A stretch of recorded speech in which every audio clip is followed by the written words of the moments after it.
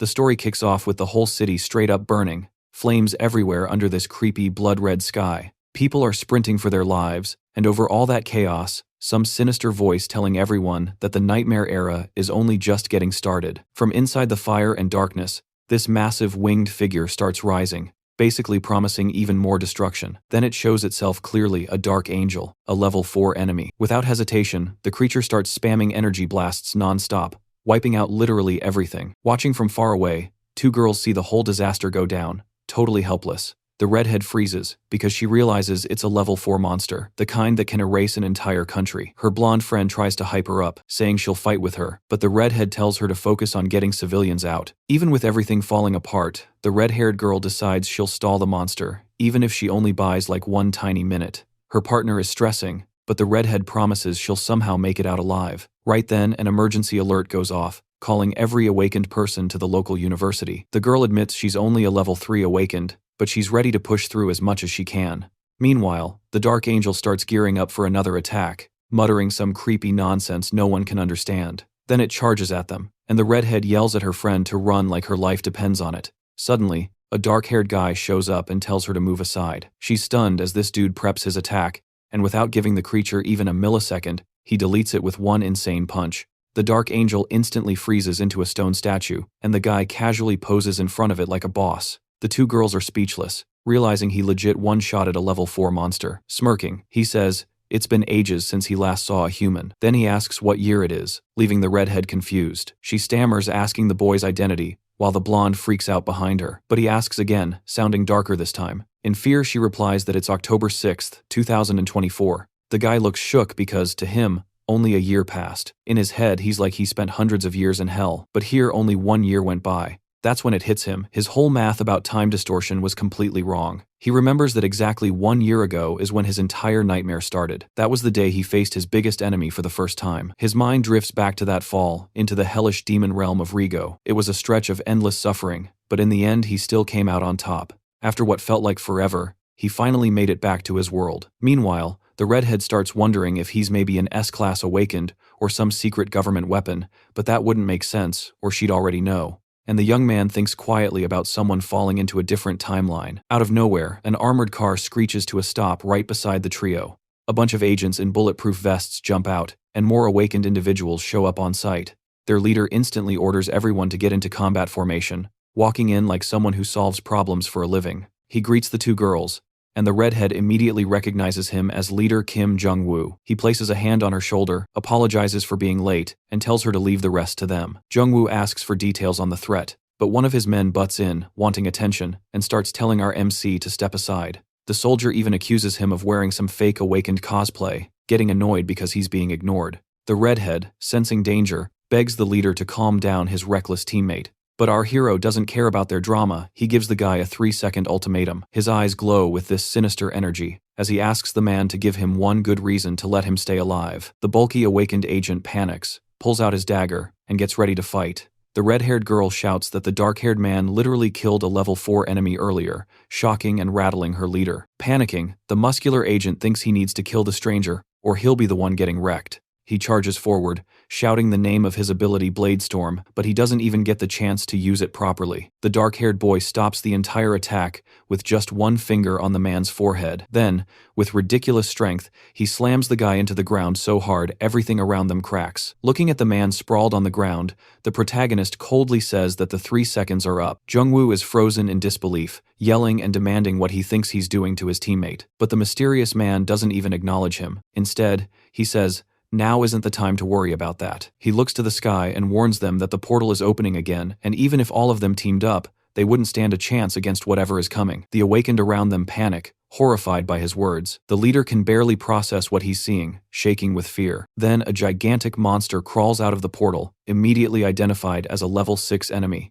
Leader Jung-woo calls headquarters in desperation, reporting that an enemy called Red Horn has appeared. At the command center, the operator reveals that this creature could wipe out over 30 million people in a single day. Realizing the scale of the threat, Jung-woo activates his powers and orders every awakened in Korea to be summoned. The whole group prepares for battle, knowing they need to buy time even if it means dying. A man wearing glasses yells at the blonde girl to escape with the redhead. While the awakened squad charges bravely toward the monster, our MC and the blonde girl stay back, watching. She's confused why the dark-haired boy isn't doing anything, so she asks why he's not helping his own side. He just looks at her with a cold smile and asks why the hell he should care. She insists that this is his world too, and that he clearly has enough power to protect it. He just asks her to give him one good reason he should bother. He continues, saying the weak always get crushed, and the strong survive. That's the rule the powerful must follow. He says people should fight for their own lives if they can. Otherwise, they'll just be destroyed by someone stronger, which conveniently happens as the monster smashes another awakened fighter. Seeing the brutal scene up close terrifies the blonde girl. Ignoring the battle, he turns to her and asks where the Xian's office is, but the girl just falls on her knees. Then he calls her useless and turns around to leave. Serena snaps at him, calling him crazy. She tries to drag her friend away,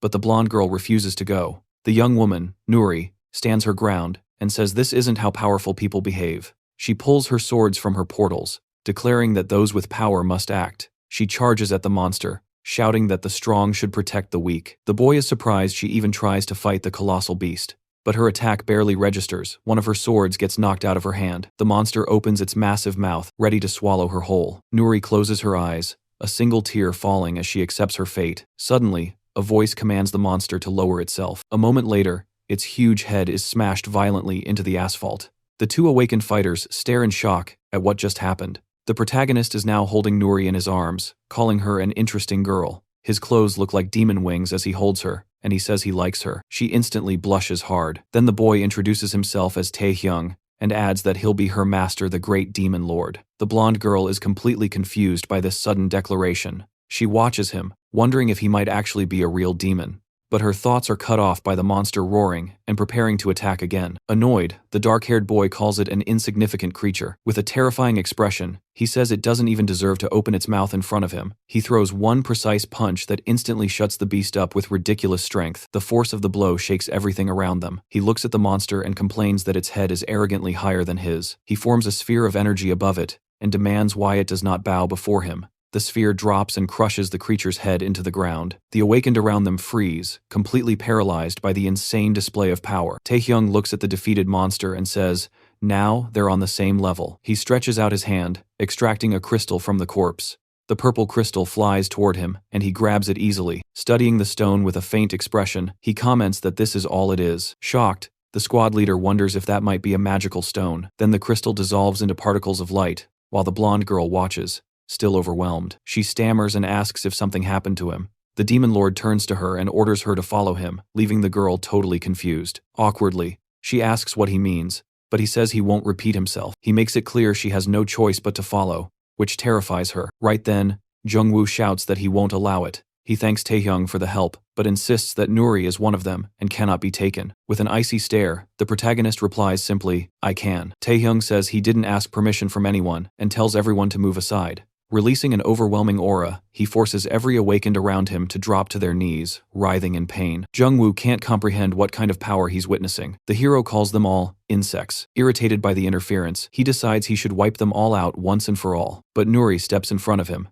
begging him not to hurt her comrades. She agrees to follow him as long as he promises not to harm her friends. The demon lord studies her and says she seems fair, but he notices there's something more to her. Suddenly, several system screens appear, showing all her information. He realizes she's a dual class, extremely rare, even in the demon world. Even though her stats are low, he believes he can train her well, declaring that she has been chosen. He extends his hand, and after hesitating, she takes it. The moment he touches her, she screams in pain, but he tells her not to worry. It's just a recording ritual, and it won't harm her. A massive red energy shoots into the sky, creating a huge pillar of light. The remaining awakened watch from afar, staring at the pillar and wondering what the hell just happened.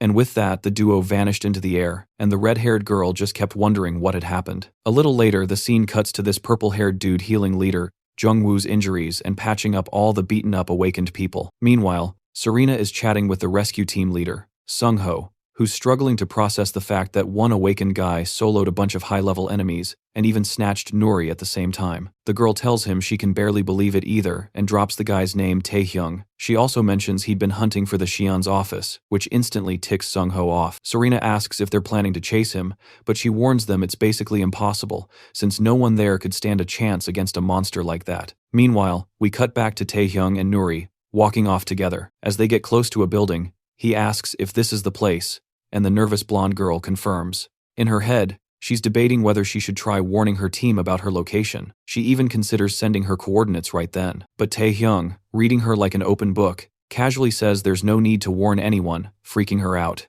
He explains he already knows what she's thinking, and that her red-haired friend will definitely send people soon anyway. He adds that even if those people show up, they just get crushed like ants. Then he turns to her and drops the bomb, that she has zero way to escape anymore, because she belongs to him now. Our MC simply orders her to lead the way, and with no real choice, she agrees. With a shaky sigh, she points forward and quietly leads him. When they reach a door, Taehyung stops to stare at a photo and mentally calls out to his grandmother, saying that after hundreds of years wandering through demonic hells, he has finally made it back. As he looks at the picture longer, he admits to himself that he never forgot her, even after all that time. Then he announces he's going to find her now. But suddenly, Nuri points at something inside the office. In pure shock, the entire place is trashed. Seeing all the destruction, Taehyung instantly gets blinded by rage and yells, demanding to know who did it. Meanwhile, an armored vehicle is speeding toward the site. Inside it, leader Sung-ho reveals he did some digging on someone named Taehyung. The records confirm the office address and the name match perfectly, it's the same guy. Then the red-haired girl casually reveals his full name is Byeontae Taehyung, and she bursts out laughing. Serena can't hold it in either, straight up cracking up at how his name sounds like a built-in joke. The purple-haired healer then explains that according to the data, Taehyung is literally just a normal student, not even awakened. Suddenly, Sung-ho remembers a recent fight between the Daega Guild and the Ilsim Guild. Horrified, he realizes the situation is way worse than he thought. The team leader in the car immediately tells everyone to hurry because something seriously bad is about to go down. Back on Taehyung's side, he angrily demands to know what happened, but Nuri gets nervous. She says she doesn't know everything, but there had been a huge clash between awakened guilds. She goes on to explain that even though people tried to stop the fight, multiple buildings collapsed. Some people didn't get out in time and ended up trapped under the rubble. Taehyung drops to his knees among the debris, thinking of his grandmother. Holding a photograph, he calls out to her with heartbreaking sadness.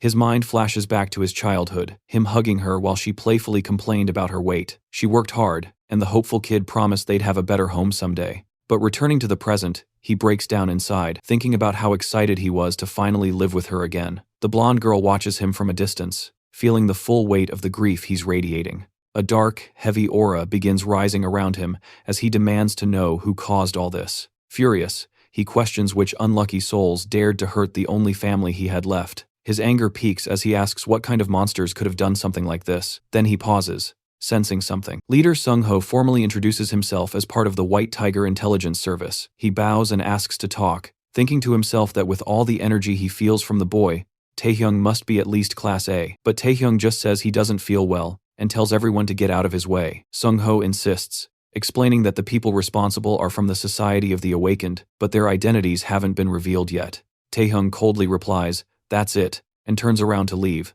leaving Sung-ho confused. Taehyung then announces he's heading straight to the Society of the Awakened. Shocked, Sung-ho wonders if this guy is seriously planning to face them alone, but Serena cuts in, saying maybe he actually can. Realizing how serious the threat is, Sung-ho orders his team to move and stop Taehyung at all costs.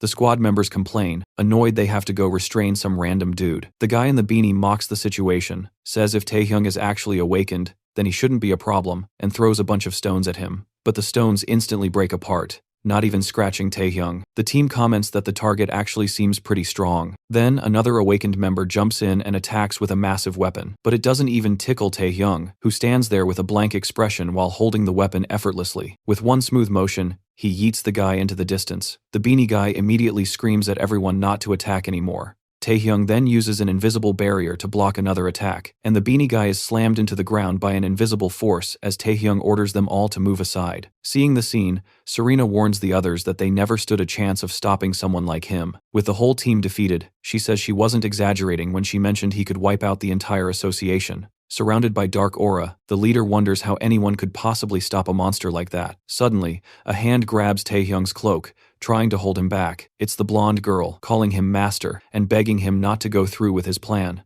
Taehyung asks if she really dares, as his servant, to go against his orders. He remembers the recording ritual he performed to imprint his soul onto hers, explaining that because of it she should instinctively obey him and never betray him. But her willpower is stronger than expected. She argues that there are good people in the society, and says they fight non-stop to protect everyone, even if people call them enemies. She says they fight for those they couldn't save, and that she understands his pain. With tears in her eyes, she says it's all too sad, and that her heart hurts too. She begs him to stop, because people out there are doing everything they can to prevent more tragedies. Hearing this, Taehyung calms down and wonders why he even came back to this world. His mind flashes to a memory of his grandmother, saying he didn't need to be the best at school or sports, he just needed to be a good person to help people who needed it. Moved, the demon lord gently pats the blonde girl's head and thanks her. He keeps patting her and explains that because of her, he remembered the true reason he returned. He recalls that the only reason he endured everything was so he could return and live with his grandmother. Looking at the ruins,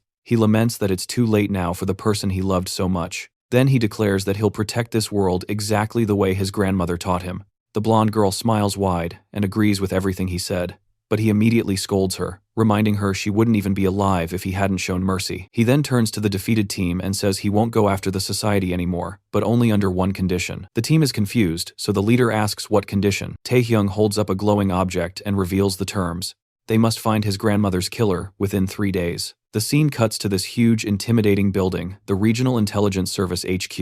Inside, a fat guy is sprinting through the halls, yelling for team leader Kang like his life depends on it. He finally finds him and starts freaking out, cursing the guy for disappearing on them. The chief keeps chewing him out, saying he should have come back and reported everything already. Sung-ho apologizes, explaining he was busy cleaning up the disaster, but the chief wants answers on how the hell they're supposed to stop a level 6 enemy. Sung-ho says he'll explain later, but has something important to tell him, which instantly makes the chief curious. Then he spots Taehyung and straight up asks if he's awakened. Sung-ho explains he's a newly awakened they just found at the scene. The chief asks if he isn't registered yet, then orders them to test him and register him as soon as possible, leaving Sung-ho and Serena sweating bullets. The demon lord overhears everything and, with that smug tone, asks if they seriously want to test him. He cracks a little smile like he's genuinely entertained. Next scene, they're in a packed corridor, shoulder to shoulder with people. Our MC complains about the crazy crowd, but Serena explains most of them are here hoping to get awakened status. He gets impatient and asks if they really expect him to wait.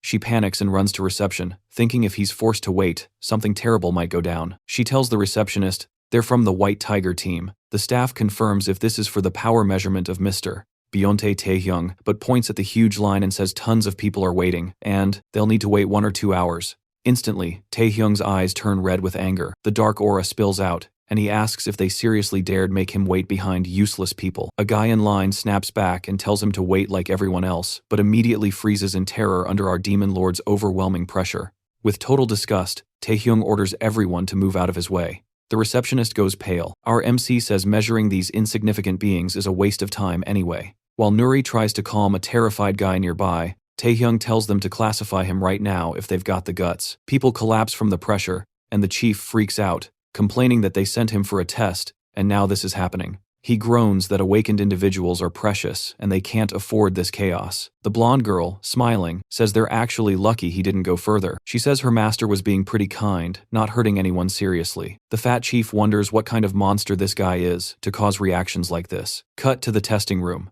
Taehyung walks up to the evaluation sphere. An employee explains that since he's a magic type, he needs to attack the sphere with his strongest ability. Taehyung thinks it's ridiculous to use full power on a dumb magic stone. He decides to use just enough strength and says, "Explode," but nothing happens. He's confused why mana-infused magic isn't working. From the control room, they tell him not to panic and try to relax. That pisses him off even more. He clenches his fist, furious. Then he goes in with brute force, punching the sphere with everything he's got, repeating, "Explode." Suddenly, the sphere detonates in a massive blast of energy. It literally disappears. The operator is shaken, nervously thanking him and saying they'll move to the next tests, but he cuts her off. He says it's pointless because none of their toys can measure his abilities anyway. He's annoyed and says he just wants the results. After some time, the chief demands the results, formed the operator girl, and she handed him a tab. The screen shows Class S. Later, the MC and Nuri sit at a cafe. He takes a sip of green tea and complains it's too bitter. Nuri offers her drink and says she can order another. He accepts, takes a sip, and blushes a little because he likes the taste. She asks him what his type is. He says he might be magical type, confusing her. He explains he's only been using strength enchantment this whole time, not his real magic. He suddenly remembers a message saying his magic is restricted outside the demon realm. Nori gets shocked, realizing magic itself is restricted here. She imagines him like a circus magician, and he immediately scolds her. He can read her thoughts. He thinks summoning his castle would destroy the entire building, so that's a no-go. Then the chief calls his name. Taehyung turns and the superior nervously announces the final verdict. He's Class S, the first ever in the country. Nuri is stunned. Taehyung tells the chief not to butter him up and get to the point. The chief stammers, saying he'll explain everything, but Taehyung interrupts again and rejects the offer outright. Panicking, the chief says that joining the media could give him fame and tons of money. Taehyung finds it annoying and says money isn't a problem, he can get it any time. They should just be grateful he's helping even a little. He adds he'll only help if they follow all his conditions. Sungho, sweating, realizes he needs to find a criminal fast. On the flip side, that criminal is at home bragging that no one can catch them. A black car drives the MC and Nuri to a safe place. Inside, Sungho says he understands and won't reveal Taehyung's ranking. They're setting up a safe location for him and his servant. Watching the car leave, the chief sulks that they can't reveal the country's first Class S. The red-haired girl explains that having a Class S would completely change global power balance. The superior sighs that if people knew about him, they'd feel way safer. The scene jumps straight to our MC and his servant pulling up to this insanely fancy mansion. They walk through a long garden, pass a whole pool, and head toward this massive house. The blonde girl is literally stunned by how huge everything is, but the demon lord is just like, yeah, whatever. This doesn't even come close to his castle, though he admits the place isn't totally awful. 3 days later, the White Tiger team leader shows up at the mansion to visit.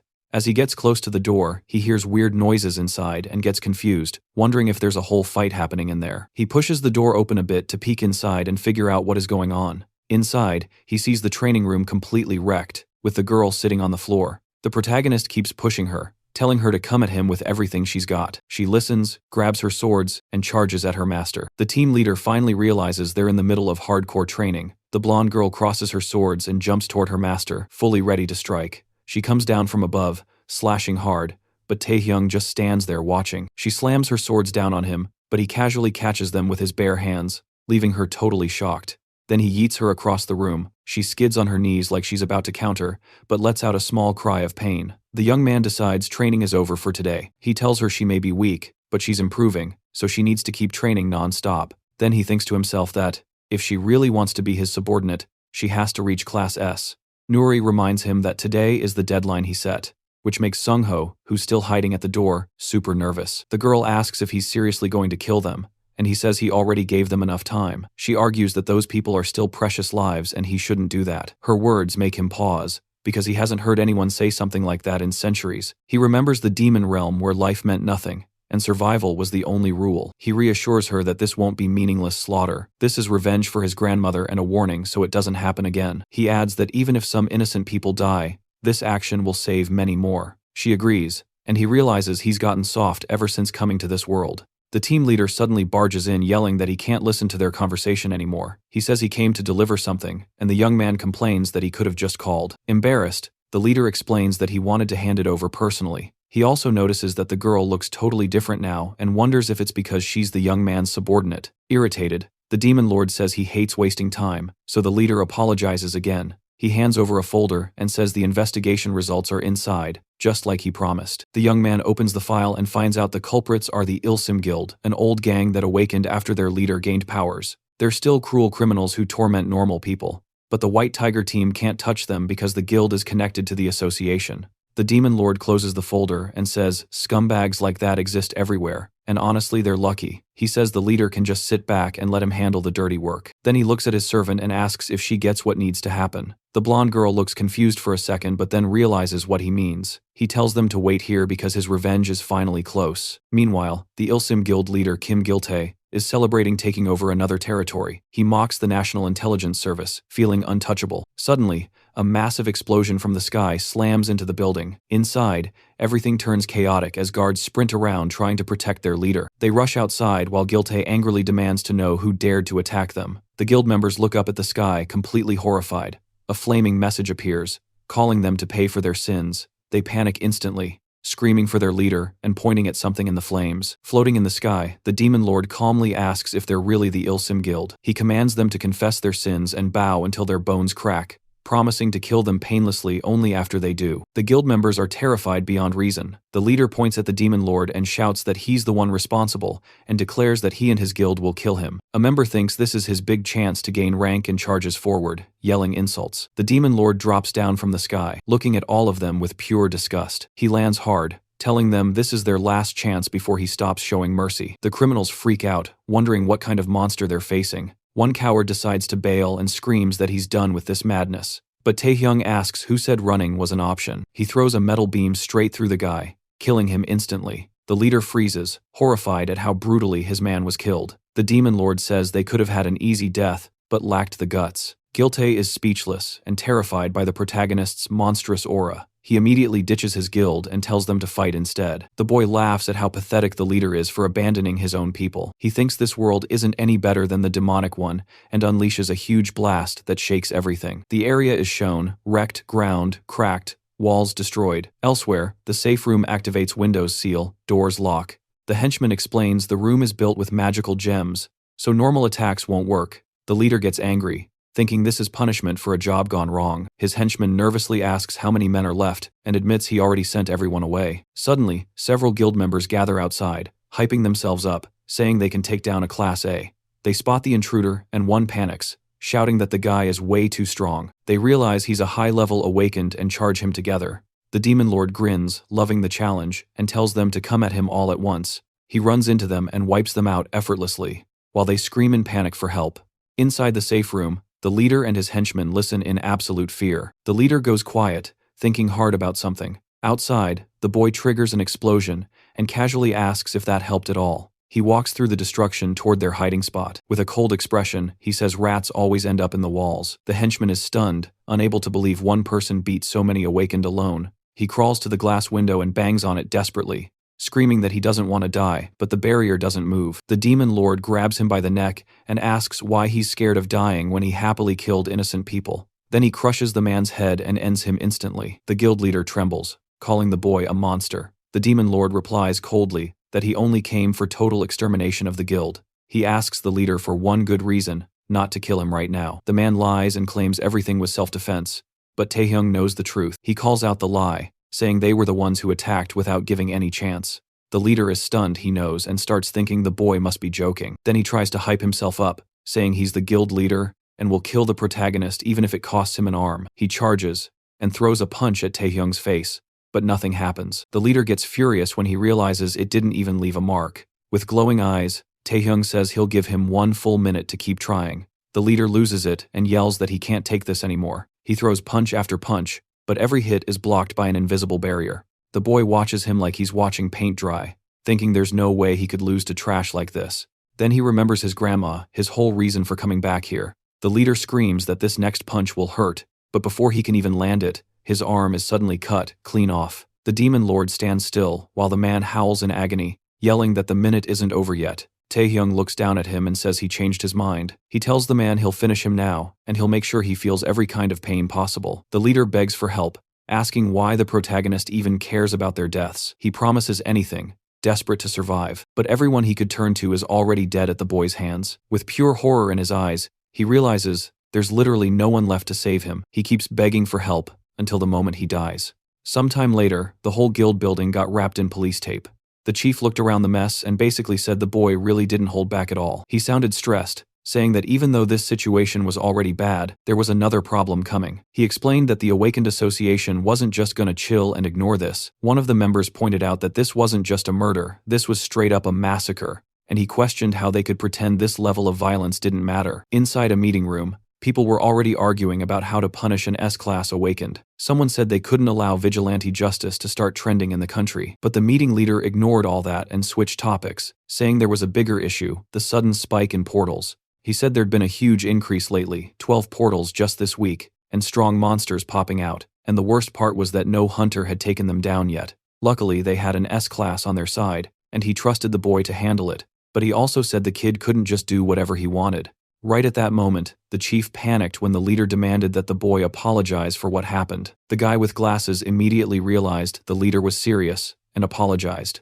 The leader calmed down a bit and said he understood everyone's frustration with this whole unprecedented situation. He explained that they were dealing with an uncontrollable force, and now the fate of the entire country was basically in their hands. Meanwhile, the protagonist was just taking a shower. Through the mirror, he saw his servant finishing her chores. The blonde decided she needed to wash her master's clothes next, but when she opened his wardrobe, she was instantly stunned. Everything inside was the exact same outfit. She complained that the agency clearly had zero common sense. Grabbing a change of clothes, she went to her master, but then screamed in shock. Taehyung was drying his hair with a towel, and he asked why she was yelling.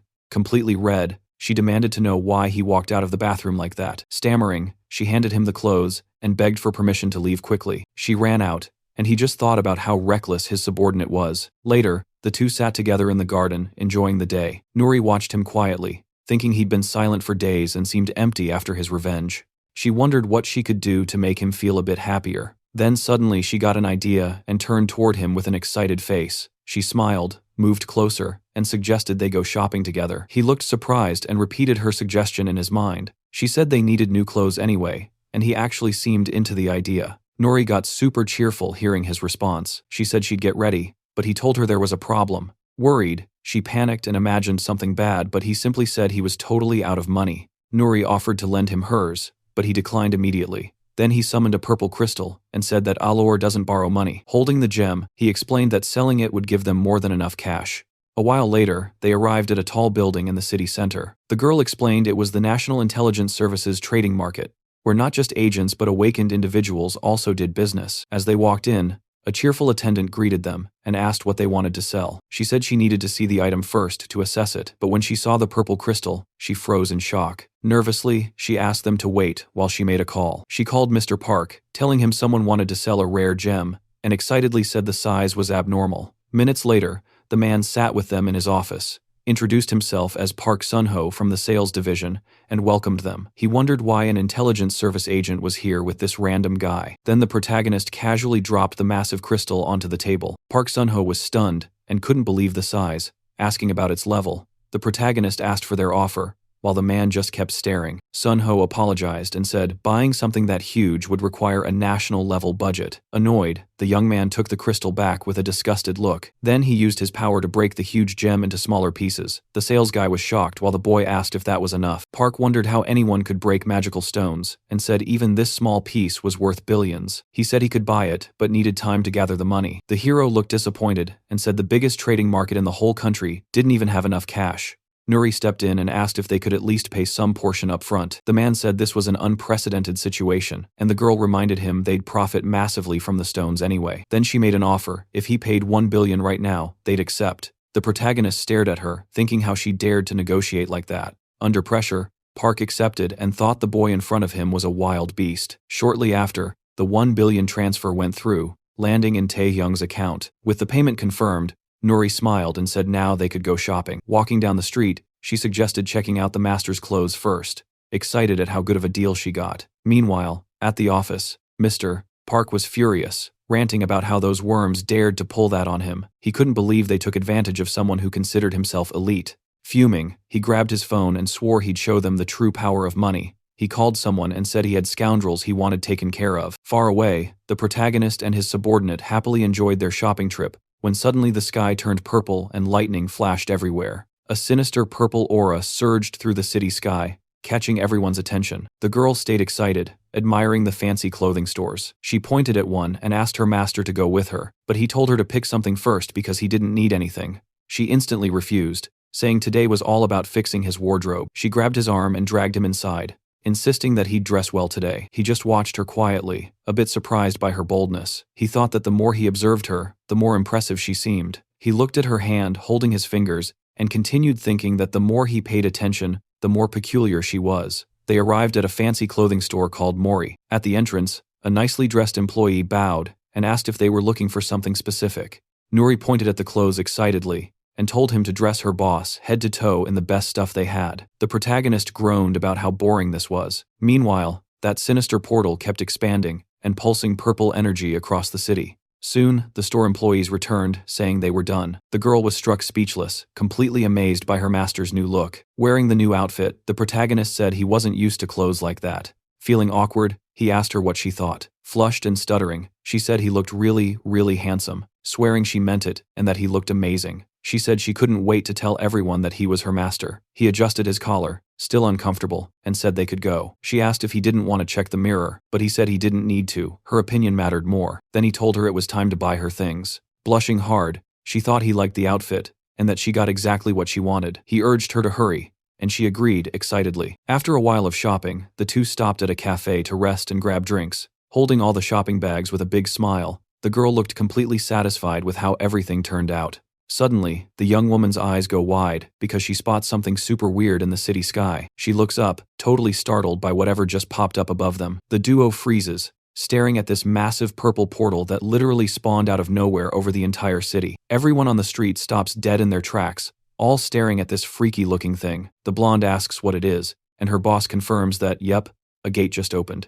But the young man points out that this is a type of portal he's never seen before. Inside that portal, a creepy red creature slowly starts to crawl out. A giant, terrifying eye peers down at the city from inside the dimensional rift. The girl starts panicking, saying that a gate violation happening without warning is seriously bad news. Her face turns pale as she realizes this portal is completely unknown. She explains that portals like this usually bring disasters or insanely strong enemies. She even remembers some horrifying creature from one of those unknown portals. She looks down right as the protagonist begins to speak. Meanwhile, everyone on the street is still staring at the sky in full panic mode. Then the young man says that this creature is going to be stronger than anyone he's ever fought. The red monster keeps slowly crawling out of that purple portal in the middle of the city. Freaking out, the girl calls someone and warns them that they're in deep trouble. She tries to explain that an unknown gate is about to fully open. At that moment, the creature's arms push through the portal, scaring the life out of the crowd watching. But the protagonist just stares at the monster with this bold, challenging look, and basically tells it to come at him. Finally, the head of a red demon with razor-sharp teeth appears in the sky. Its horrifying roar echoes as it fully materializes in front of everyone. The moment the monster appears, buildings start collapsing, and chaos erupts everywhere. Nuri screams into the phone that the gate is open and the whole situation is out of control. People sprint through the streets, yelling at each other to move. In the chaos, a mother loses her little daughter,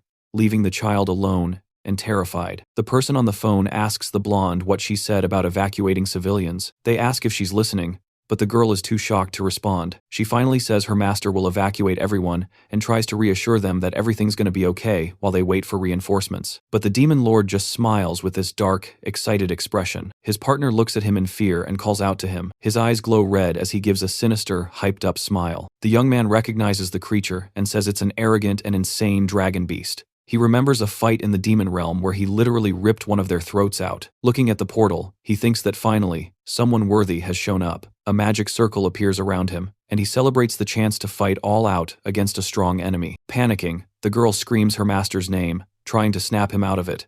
That plea hits him, and he pauses, turning toward her. With tears in her eyes, she begs him to help her evacuate the civilians. He looks at the blonde again, shocked by the desperation in her voice. Meanwhile, the little girl is still lost and crying alone in the ruined street. The protagonist looks down and notices ants walking near his feet. His mind drifts back to when he once said the world was too weak while opening a door. With the doorknob turning to ashes, he said nothing here could handle his power. Then, remembering his partner, he also said not even the monsters here were worthy. He looked at the blonde in front of him, but when he tried to touch her, she shattered like glass as he said not even people could withstand his power. He kept thinking about how fragile this world was. To him, it was like a sand castle full of ants. Back in the present, people run around in chaos while he just stands there unfazed. With glowing red eyes, he admits that everyone's weakness annoys him. He remembers the demon world, where the only rule was the strong devour the weak. For him, pitying the weak was a luxury, and protecting them was straight up foolish. But this tiny world messed with that natural law, and it irritated him deeply. He grows tired of restraining himself,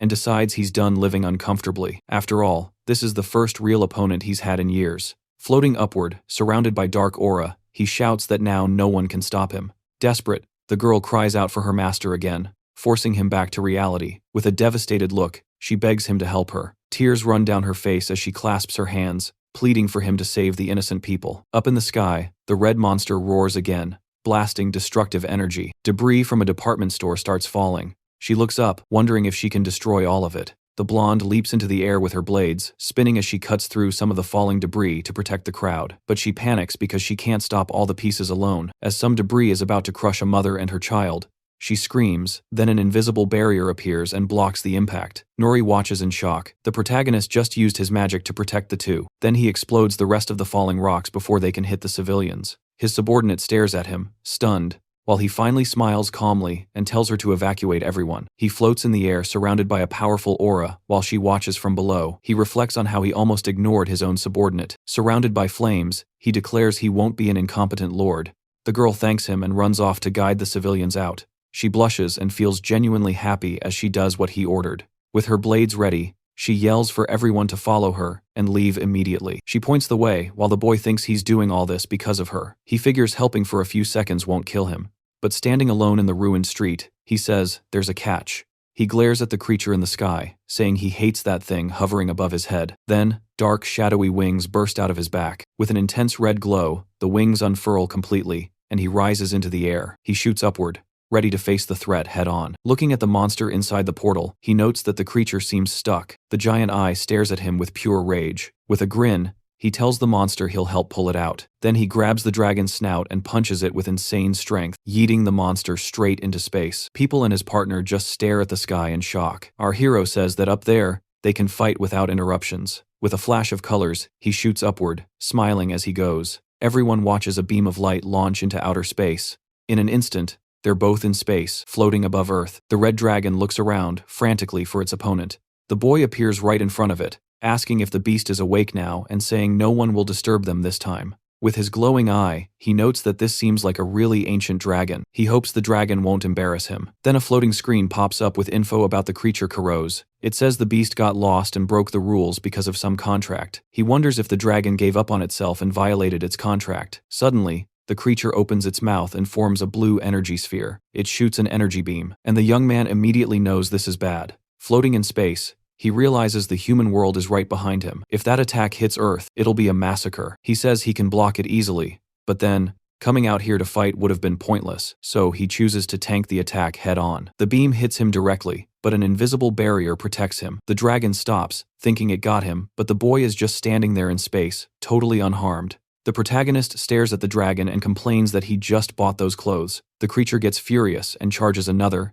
even bigger energy blast. But the boy just smiles confidently and dashes at the beast at high speed. He lands a massive punch on the dragon's side, then another right on its head. The red beast screams in pain for the first time, realizing how strong its opponent is. Looking at his flaming fist, the boy comments that after so long, that actually felt good. He's happy to finally hit something that doesn't break from a light tap. The creature roars and tries to bite him again. The boy touches the dragon's skin, almost like he's analyzing its texture. The beast activates a magical shield to defend itself from the boy's attacks. The protagonist studies it with a serious, analytical look. The monster roars again, showing its sharp fangs. The demon lord kicks the barrier with full force, but nothing happens. He realizes this dragon can use magic. The creature made a barrier that won't fully block attacks but is enough to drag the fight out. He admits he still hasn't mastered this world's magic enough to break it normally. But with a grin, he says there's nothing brute strength can't solve. He finds long fights boring, so he decides to use a special item. He opens a purple portal and pulls something out. His eyes shine as he reveals his weapon, the dragon blade, Ascalon. Holding the legendary sword, he asks if the monster recognizes it. He explains that the blade was forged from the spine of the demon dragon Zigma. The monster snorts at the mention of the sword's origin. The boy says this weapon is the worst thing the dragon could face. The creature breathes blue fire toward him, and he asks if it wants to test the blade. With a single slash, he cuts the beam clean in half. Holding the sword, he smiles and says its power is insane. The creature charges again to try and eat him, but the boy is faster and dodges. He points the blade directly at the dragon's chest and pierces it with a precise strike, sending the beast flying back. Smiling, he warns the dragon that now it won't be able to use any more magic tricks. Staying in his attack stance, he watches the sword embedded in the beast's chest. He says it's his turn now, and throws a powerful right hook that blasts the dragon far away. Meanwhile, in a nearby space station, two workers watch as the dragon suddenly flies past their window, leaving them horrified. The creature grabs onto the station's structure with all its strength, smiling. Taehyung admits the dragon is pretty skilled. He asks what trick the beast will try next, while purple flames swirl around him. The boy recognizes level 6 explosion magic flare. He asks if the dragon really thinks it can hit him with that. The dragon attacks, but he says the beast is totally wrong. He reveals that the monster can't hurt him because his magic resistance is maxed out. The creature is shocked, and the boy asks if that's all it's got. If so, he says it's time for a full brute force fight. No more tricks. With a wicked smile, He prepares the final blow, then both of them launch their final attacks. On Earth, chaos still hung in the air, as a red-haired girl and her partner worked frantically to pull civilians out from piles of collapsed rubble. Not far from them, the tiny blonde girl held up an entire slab of concrete, almost her whole body shaking under it, but she still managed to shield a cluster of terrified people hiding beneath it. A young man wearing a vest knelt nearby, glowing hands pressed against an injured civilian as he used his powers to heal. Meanwhile, a man in glasses stood at the center of everything, scanning the destruction with a sharp, commanding expression. Suddenly, a system alert popped up. The portal's reaction was shrinking, meaning the gate would close soon. A few seconds later, another confirmation appeared. The gate situation had been resolved. With a heavy exhale of relief, the bespectacled squad leader turned toward his team, asking what exactly happened inside. He asked the little blonde girl specifically where her master and the enemy had gone. She simply pointed toward the sky. The leader blinked, completely unable to process her answer. He even lifted his hand to his forehead, staring upward as if expecting the answer to fall out of the clouds. Then another hunter, Chun Woman B-class and clearly full of himself, stepped up, scoffing loudly. He mocked the blonde girl,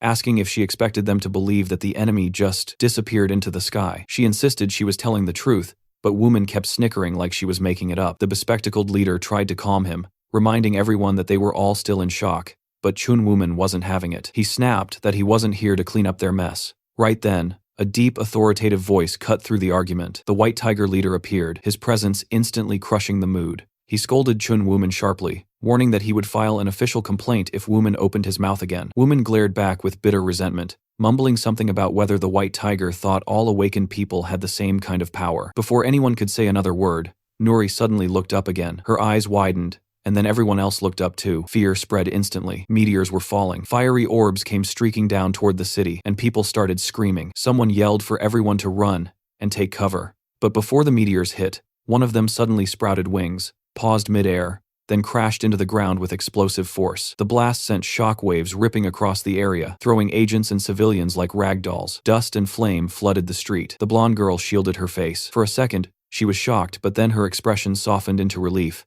and a small smile spread across her lips. Because in the middle of the flames, completely unharmed, our hero walked out like he just took the most casual landing of his life. The blonde immediately screamed for him, beaming with joy. Suho dusted off his clothes and joked that maybe next time he should descend a little more slowly, since her shouting had basically given him a headache. The association hunter stood frozen, staring at Suho like he'd just seen a creature from another dimension. He demanded to know what that thing was supposed to be. The blonde girl sprinted to her master, while another man anxiously asked where the enemy went, staring at Suho like he wasn't sure whether to fear him or worship him. The squad leader quickly stepped forward, officially praising Suho's performance and saying he did a good job, but they needed to talk. He summoned one of his summons, a magical being named Uriel, and ordered it not to allow a single sound to escape the area. A shimmering blue energy barrier instantly formed around them, isolating the space like a sealed dome. Suho immediately noticed the creature wasn't human. It was something straight out of a fantasy realm.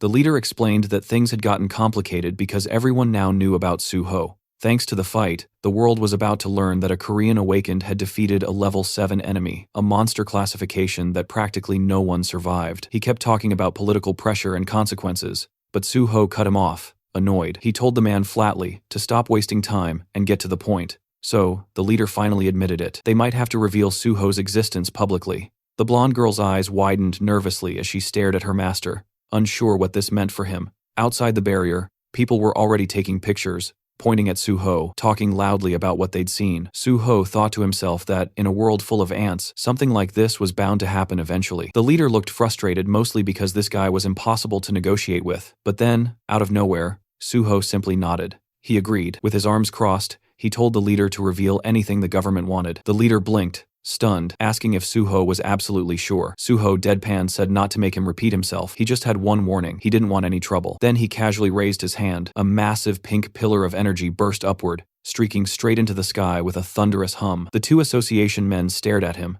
speechless. Suho smirked, eyes shining, and said that was enough. Seconds later, a colossal purple monocrystal materialized in midair above them, glowing like a divine object. This was his compensation for everything. And everyone watching, from agents to civilians to hunters, could only stand there, trembling and stunned, wondering what kind of monster, no, what kind of legend they were looking at. Far away in another country, a guy is literally yelling for someone named Mr. Anderson. Anderson, this calm blonde dude, is busy reading a report like it's the most important thing ever. A soldier runs up, totally out of breath, and tells him the whole operation just got cancelled. Anderson asks why, and the soldier explains that a level 7 enemy somehow got clapped. He keeps scrolling on his tablet with the wildest expression, then drops the real bomb. The person who took down the beast was Korea's new Class S Awakened. Chun Woo-min is straight up stunned, trying to figure out what kind of monster of a guy that must be. He says the hero literally fell from the sky with the monster's head and pulled a mana stone out of it. Then the narration jumps in, saying humans only react 2 ways when they see something their brain refuses to process. Either they accept it,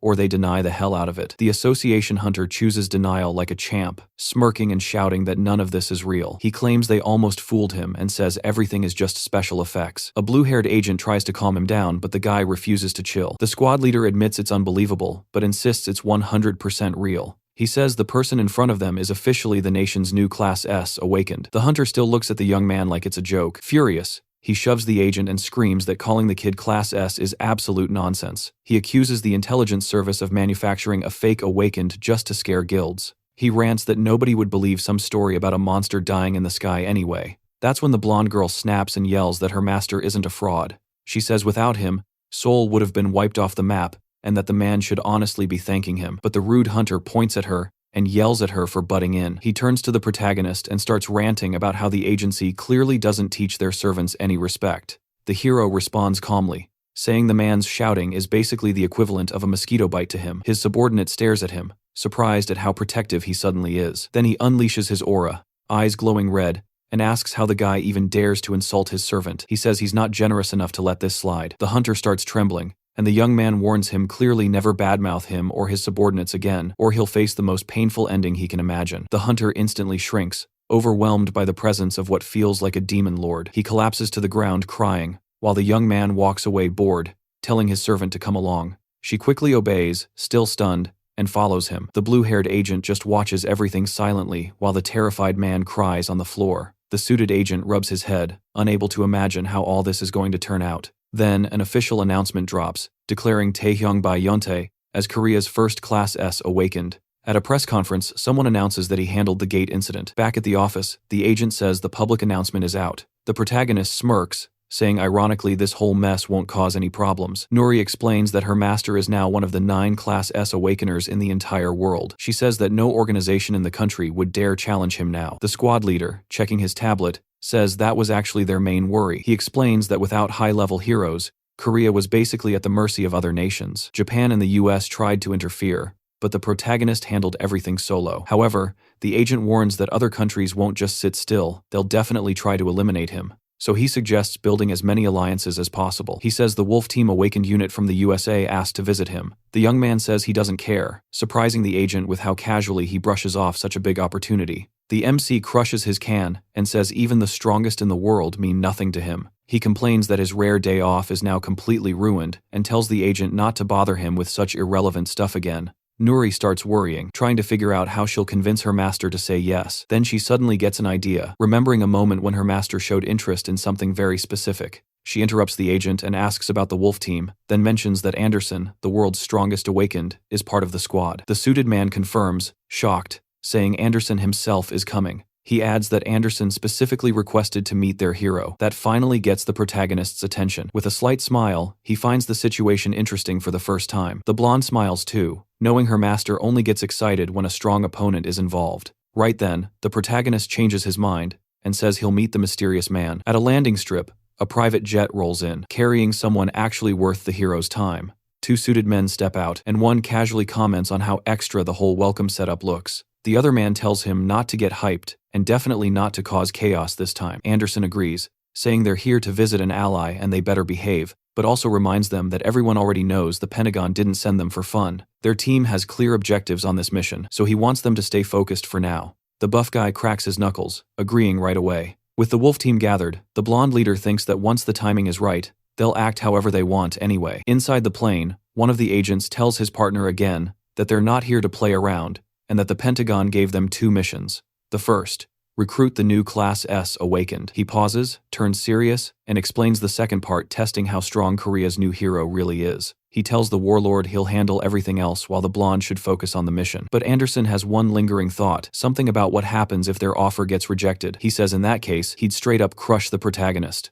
Meanwhile, the hero is chilling with his drink, Zero stress on his face. He's annoyed that the guests are late and that he's already bored. Then he notices a TV special on his phone, a report about Hunter Ryan Anderson. The segment says he's the strongest guy in the world and has defeated enemies using his sword, Excalibur. Finally, the hero looks interested, thinking the man is one of the best fighters alive. Right then, his blonde servant rushes in with an important message. The wolf team has arrived. The hero breaks into an excited grin, then shifts into a darker, more intrigued smile as he stands up and prepares to go. His servant happily leads him out, calling Anderson her old idol before quickly correcting herself. Her master is the real number one.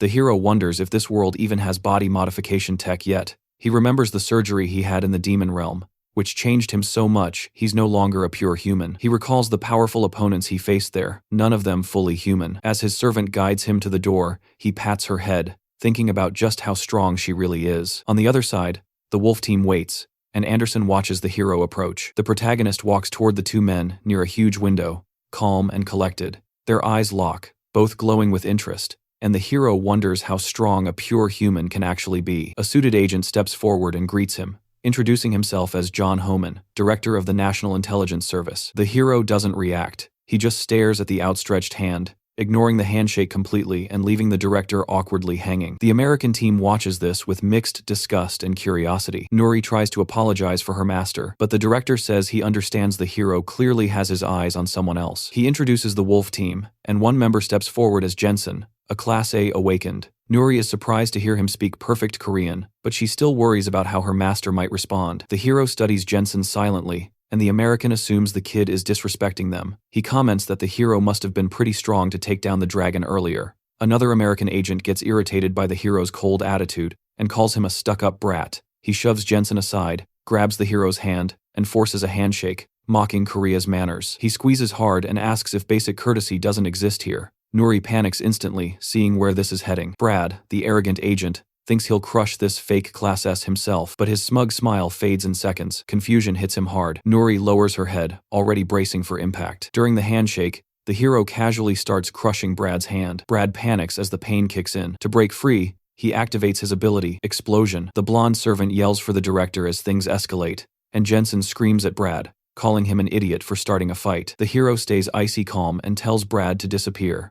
Instantly, Brad's fireball ability dissolves into nothing. Shocked, he has no idea what just happened. The hero pulls back to deliver a clean, devastating punch, but it lands on empty air. Brad gets teleported away through a blue portal, just as someone declares that things stop there. Anderson steps forward with his glowing sword, protecting his teammate. He apologizes for Brad, but also points out that the hero's reaction wasn't exactly peaceful either. The blonde leader suggests they leave it at that, and the hero agrees. Brad collapses to the ground holding his mangled hand. The protagonist and Anderson stare each other down, tension thick enough to cut. Jensen drags Brad away as ordered. The director quietly panics, already imagining the international disaster this will cause, while Nuri gets hyped, loving the adrenaline of the clash. She offers to take the agents to a healer, and they thank her as she leads them out, leaving the hero alone with Anderson. Anderson apologizes again, saying his teammate is stubborn but probably learned something today. The hero replies that he doesn't waste time on weaklings, and tells the blonde to get to the point. Anderson finds it funny how easily the hero calls a Class A awakened weak, but admits the kid is right, that single blocked punch already did massive damage.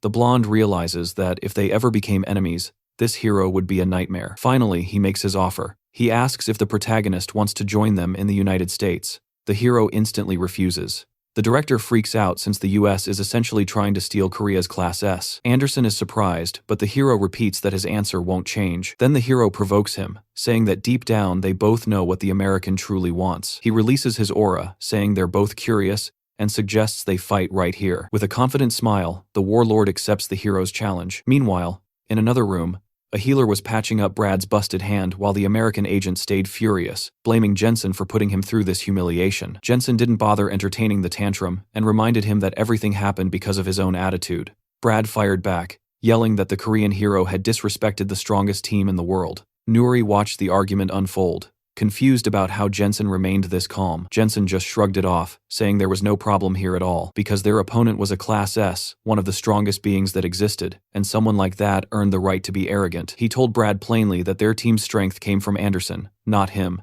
and that Brad was only around because of his one specialty skill. Brad clenched his teeth, admitting he knew that, but said he refused to accept it. He jumped up and shouted that he'd never see that Korean hunter as his equal. insisting it made no sense for a Class S to appear in such a small country. When Jensen asked him to stop, Brad yelled that if the team had another Class S, they wouldn't be suffering this humiliation. At that point, Nuri finally cut in, telling him he was lucky things ended the way they did. Both agents stared at her, confused, until she calmly stated that if her master truly wanted to, he would have already handled both of them. They were stunned at her confidence, but Brad burst into loud, mocking laughter, stepping toward her and asking what a kid like her could possibly know. She ignored him completely and said she knew one thing: how strong her master really was. She declared with full certainty that the Korean hero was the strongest human alive. Brad only laughed harder, amused that she even called him master, and grinned as he claimed her little fantasy was about to break. He said that right at this moment, Anderson was crushing her master's pride and would destroy the Class S once and for all. Back in the fight, Anderson prepared to strike with Excalibur,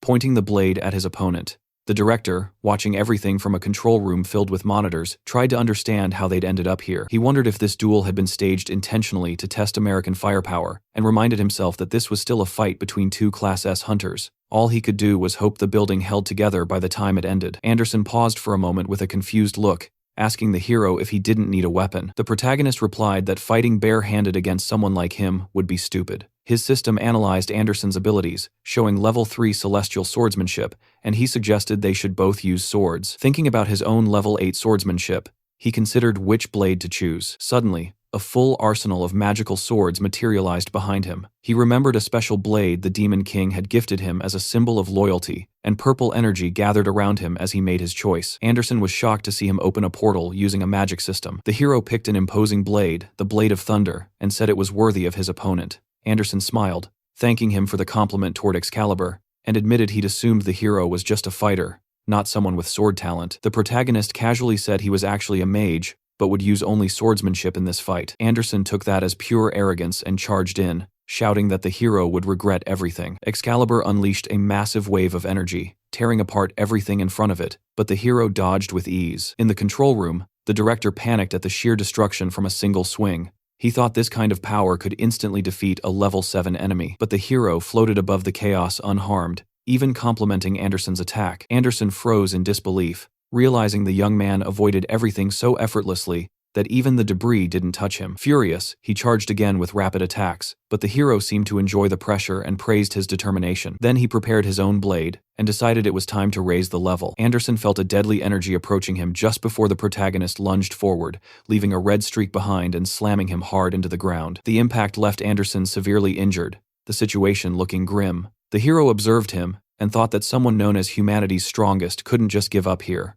He hoped Anderson would stand and continue. On the ground, Anderson was stunned by his opponent's strength and remembered his past fight with the Bone Collector, a massive level 5 monster, with bones tough enough to make the entire battle a bloodbath. That fight had made him a Class S and earned him Excalibur. Back in the present, Anderson claimed his blade was indestructible, and as its wielder, he couldn't break either. He picked up the sword and prepared himself again. The protagonist smiled, pleased, as Anderson acknowledged his power and declared he would now fight with killing intent. The hero responded that he was looking forward to it. In the control room, the director panicked and yelled for them to stop, but Anderson activated his power. Explosion. He dashed in again at high speed, but the hero only smiled, thinking he needed even more power, and asked Anderson to show everything he had. The director's panic grew, saying this no longer looked like a duel, and if either of them got seriously hurt, it would instantly become an international incident. The others agreed, but the man with glasses explained that only a Class S could stop a Class S. The director slumped down, praying things wouldn't end in disaster. Celine said she trusted the Korean hero, thinking he wouldn't destroy the place.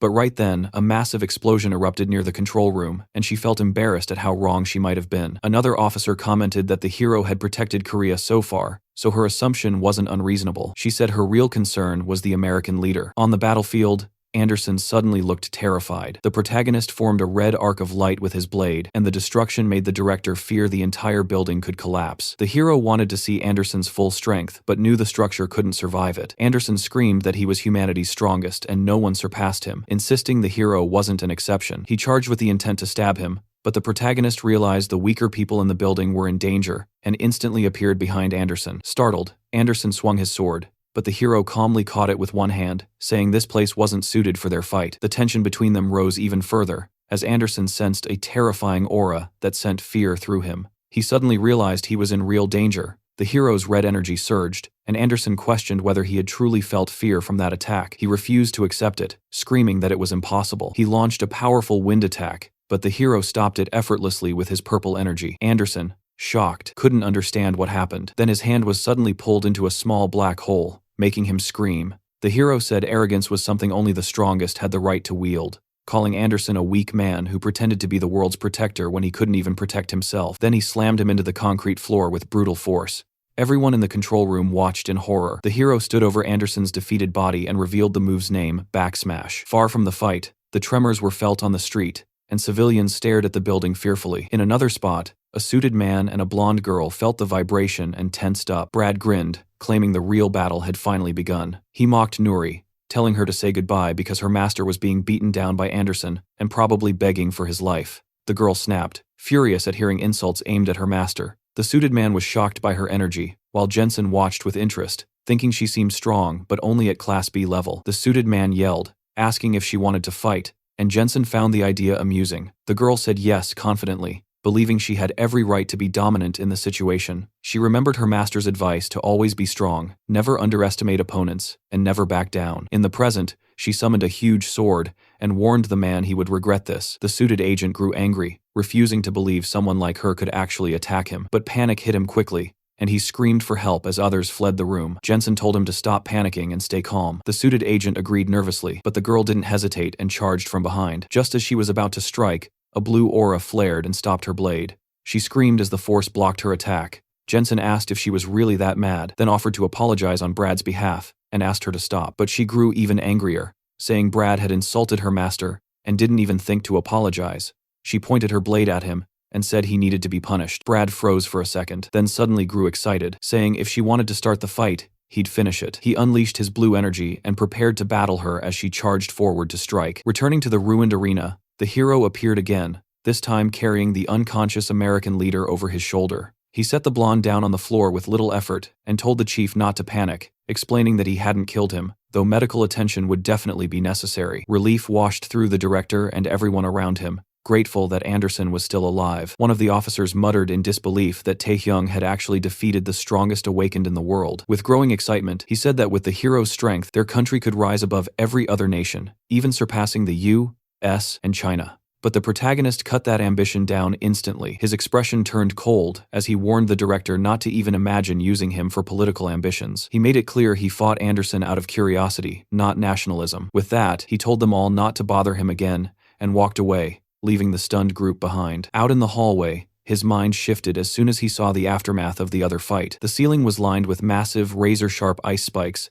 and across the room, Nuri was panting heavily, still pushing herself against Brad, who continued mocking her sword. Jensen watched from the side, realizing that despite her appearance, Nuri wasn't a typical fighter at all. Brad created a ring of ice around him and shouted that he'd freeze her into a cube. Jagged ice shards fired toward her as she charged in, but the suited man barked a command that seized her movement. Ice began crawling across her body, locking her in place. She tried to resist, sword shaking in her grip, but pain took over as Brad's magic slowly immobilized her. Laughing, he taunted her, asking how it felt to be frozen, and who was punishing whom now. Inside her mind, Nuri apologized to her master for failing him and admitted she had no way to defeat Brad on her own. Seeing her struggle, Jensen told Brad to stop before they got themselves into deeper trouble. But before anything else could happen, the entire ice circle shattered, broken by a hand that appeared from nowhere. A moment later, Brad's jaw was clamped in that same hand. The hero stood there, gripping the man's face with chilling intensity. Both Nuri and Jensen froze in shock at how suddenly he had appeared. In the reflection of his glowing red eyes, the hero saw Nuri's face, bruised and trembling.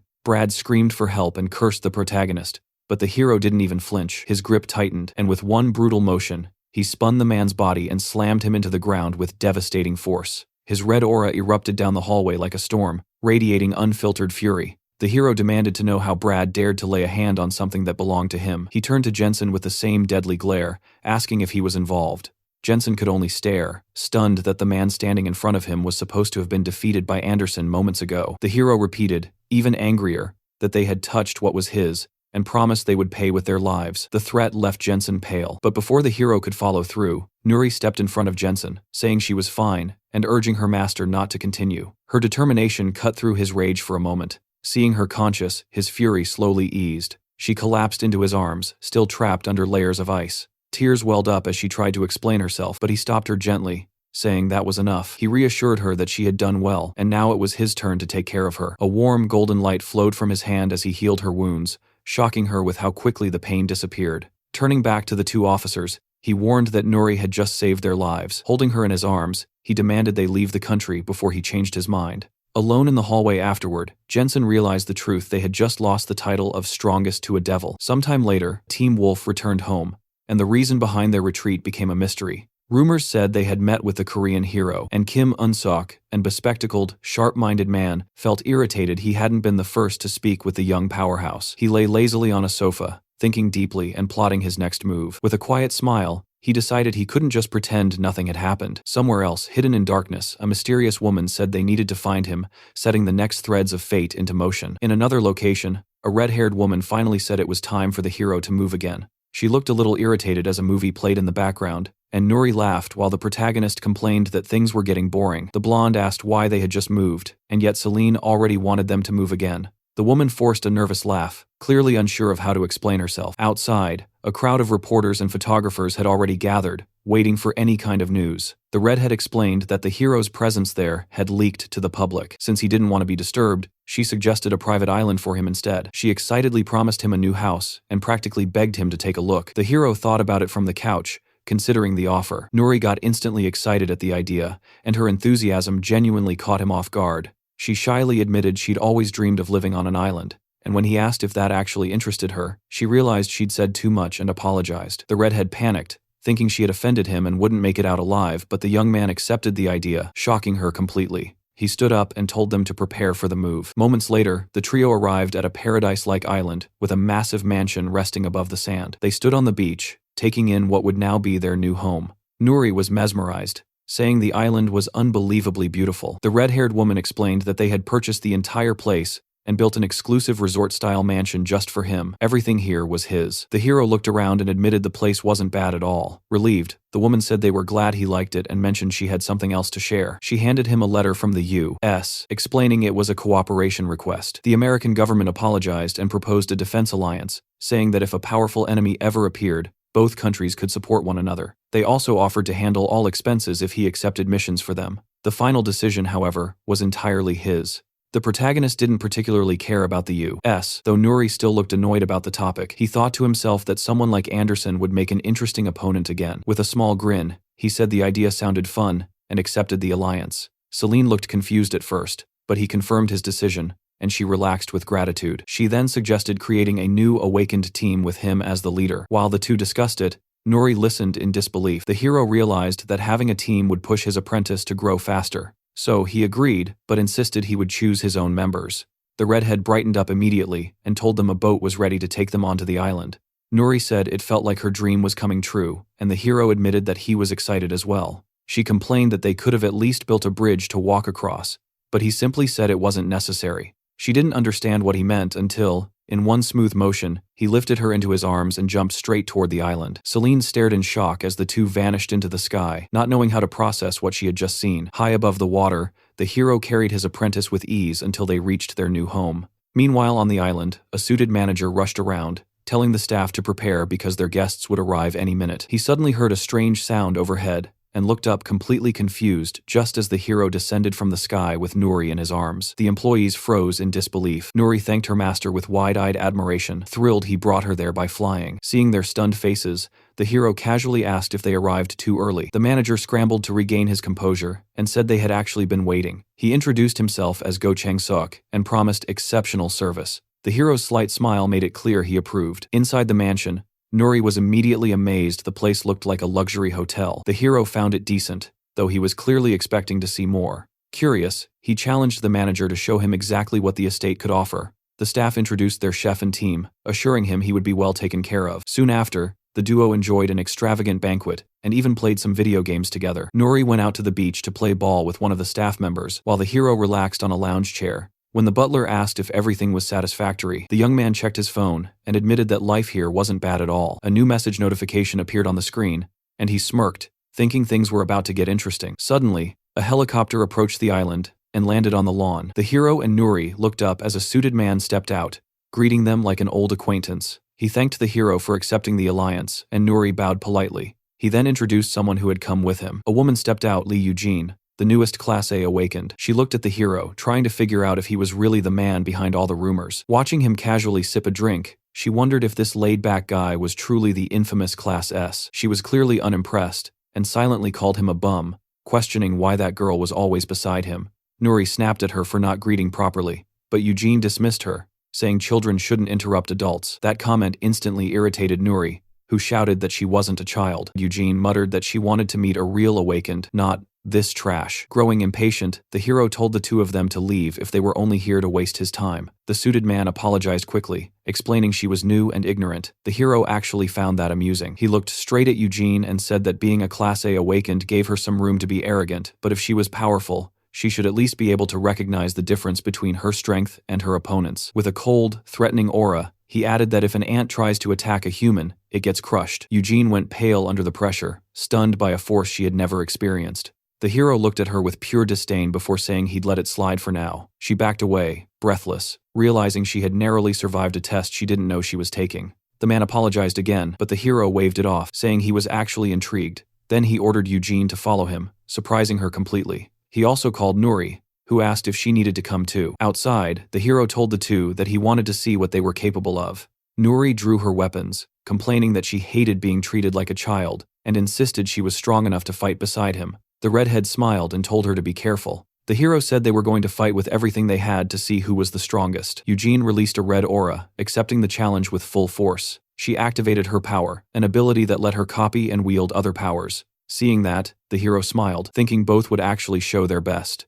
The red-haired awakened prepared her own ability, saying she would use her transformation powers. Nuri stared wide-eyed as a demonic shape began rising from a swirl of dark smoke. Even the redhead's colleague whispered that he'd never seen her use this form before. Then the woman completed her transformation, taking the form of a red draconic monster. The hero analyzed her calmly, recognizing her metamorphosis ability and noting her stats weren't extraordinary, but still, he admitted the results exceeded his expectations. He had never imagined she could transform into something of that level. Completely stunned, Nuri struggled to form words. As she stared at the creature's horns, a memory flashed back the red-horned monster from the university portal. She recognized it instantly. The hero smiled, amused that an old enemy had basically returned to haunt them. He turned to Nuri, swords in hand, and asked what her next move would be. The transformed adversary mocked Nuri, asking why she looked frozen in fear, and whether she was scared of the creature that traumatized her. But Nuri tightened her grip on her sword and said she wasn't afraid at all. With a determined expression, she said she was actually grateful for the chance.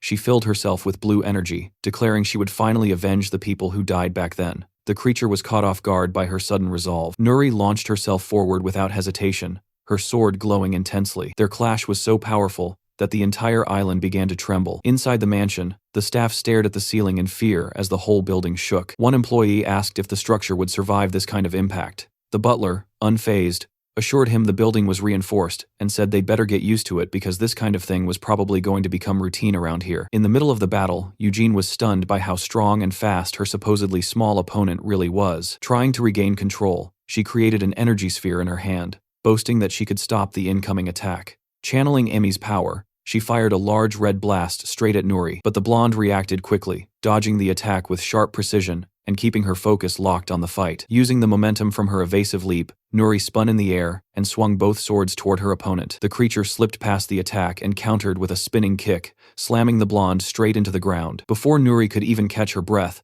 the transformed redhead shot toward her at full speed, and the two began exchanging rapid blows, their fight erupting into a storm of sparks and flashing lights. Eugene gathered more red energy into her palm, shaping another sphere. She fired it instantly, blasting the apprentice upward and drawing a scream of pain from her as she was thrown into the air. The creature warned Nuri to be more careful next time, already charging another attack. Without hesitation, she launched an even stronger sphere toward the injured blonde. Watching from afar, Sungho was amazed she had used the same skill as before, but its power had increased dramatically. A massive wave of red energy surged upward, threatening to swallow Nuri whole. The explosion that followed shook the sky and sent a cloud of dust rolling through the air. The suited man stared in shock, but the hero looked like he was enjoying the spectacle. Breathing hard, Eugene scoffed that this is what happens to those who underestimate a Class A awakened. But then she paused, confused by what she saw through the dust. Instead of falling, Nuri was completely unharmed and used the creature's own head as a springboard. With a swift movement, the apprentice angled her sword and readied a finishing strike. The two locked eyes,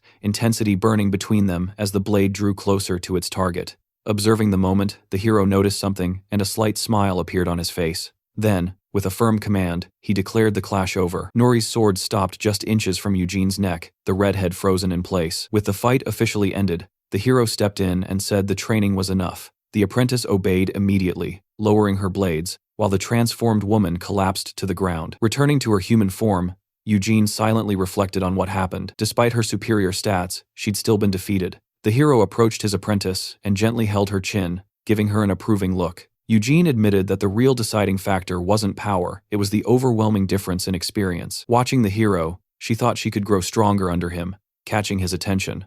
But before she could even ask, he refused outright. Shock washed over her. He patted Nuri's head and said Eugene was like a baby taking her first steps, and he had no interest in training her. The disappointment was obvious until he added that she would make a good opponent, and if she wanted, he'd give her a chance to fight him someday. The girl was stunned, barely able to process the offer. The hero then turned toward Sung-ho and asked if he hadn't sensed the danger yet. The suited man blinked, confused, asking what he was supposed to have felt. Before anyone could react, Sung-ho's phone rang. He answered it immediately, his expression darkening as he listened. On the other end, a panicked voice warned him. The city of Osaka had been destroyed.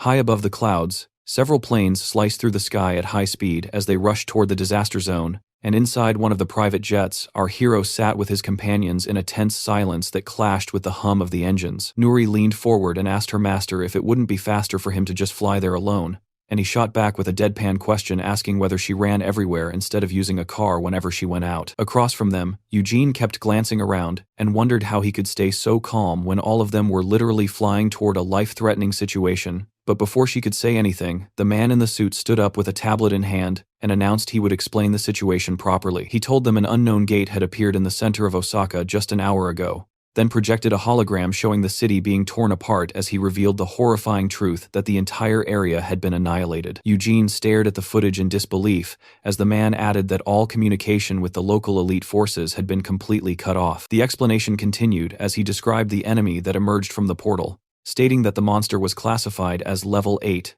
which made Eugene freeze in terror at the sheer danger implied by that number. Nuri looked at her colleague with concern and asked if she was okay, assuming the girl was getting sick from the flight, but the girl instead asked if Nuri wasn't afraid of battling the strongest enemy reported so far. Nuri gave a small smile and admitted it was scary, but said it would be worth it because they were going there to save people. And with a confident look, she told Eugene she didn't have to worry about anything. She pointed toward their master and said they had him on their side, which meant they weren't going into this fight helpless. Meanwhile, the dark-haired man lowered his gaze with quiet thought, realizing the monster they were about to face was even stronger than the dragon he had fought before. Meanwhile in the city, the giant spider-like creature watches the chaos unfold. The monster then feeds on one of its victims in the middle of the ruined streets. Back inside the plane, the pilot reports that they are 5 minutes away from their destination. When they arrive in the area, everyone is warned to get ready to descend and fight. With a determined expression, the MC stands up and says he will head out before everyone else. He walks to the plane door and jumps straight into danger without hesitation. He drops in free fall as the wind rushes through his hair and wings. Nuri warns that she will jump too, and asks Eugene if her parachute is ready. Eugene replies that it isn't, and her colleague scolds her since this was something taught at the academy. Nuri then helps Eugene fasten her seatbelt properly for the jump. Eugene thinks about how nervous she feels and questions whether she will be useful in the battle, but her colleague says she is simply used to it and that Eugene will be fine because she is strong. Hearing this, Eugene looks surprised at the young apprentice. She thanks her with flushed cheeks and a small smile. At that moment, Nuri makes a smug expression and says that obviously she is the strongest one there. The two then stand at the plane door, and Eugene announces that they will jump together. Eugene shuts her eyes and begins sweating nervously as the countdown starts. But at 3, Nuri casually pushes her colleague out of the plane without mercy. Eugene screams in panic as she plummets toward the ground in free fall. They both fall together, and Eugene screams while the strong wind messes up her long red hair. Near the ground, the MC has already opened his wings and is watching the destruction in the city. With a look of contempt, he seems unbothered by the shouting from his companions. He examines the giant spider monster in front of him. The MC floats and opens his portal, pulling something out. Drawing his sword, he prepares to strike and says he will offer a proper greeting. He then releases a massive energy blast toward the creature. On the ground, a Japanese awakened, named Koharu, is terrified by the monster in front of her. She stands face to face with it, calling it a monster. Closing her eyes, she accepts her fate and waits for the end. But the MC's energy blast approaches from above the spider. In pure shock, Koharu can barely process what she is seeing. The blast detonates on top of the creature, saving her and filling the area with dust. In the air, Nuri tells Eugene that they will land using the power of their boots. Nuri then pulls out her 2 swords from her portals, ready for action. She lands in front of the Japanese awakened and shields her with her crossed blades. She protects the purple-haired woman from the blast aimed at the spider. Then Nuri turns and asks the girl on the ground if she is okay. The young woman introduces herself and explains they are the reinforcements sent from Korea. The spider creature, however, looks completely unharmed. The MC feels confused because his attack didn't cause the damage he expected. He examines the monster and remarks that it's definitely a very ugly anomaly. He admits with a smile that he has never seen anything like it. At that moment, the status window appears, showing the name and divine attributes of the creature. It also reveals that the monster became lost because of a mysterious contract. With a confident smirk, the MC seems unfazed by the situation. Floating in the air, he asks if the creature is an exiled god.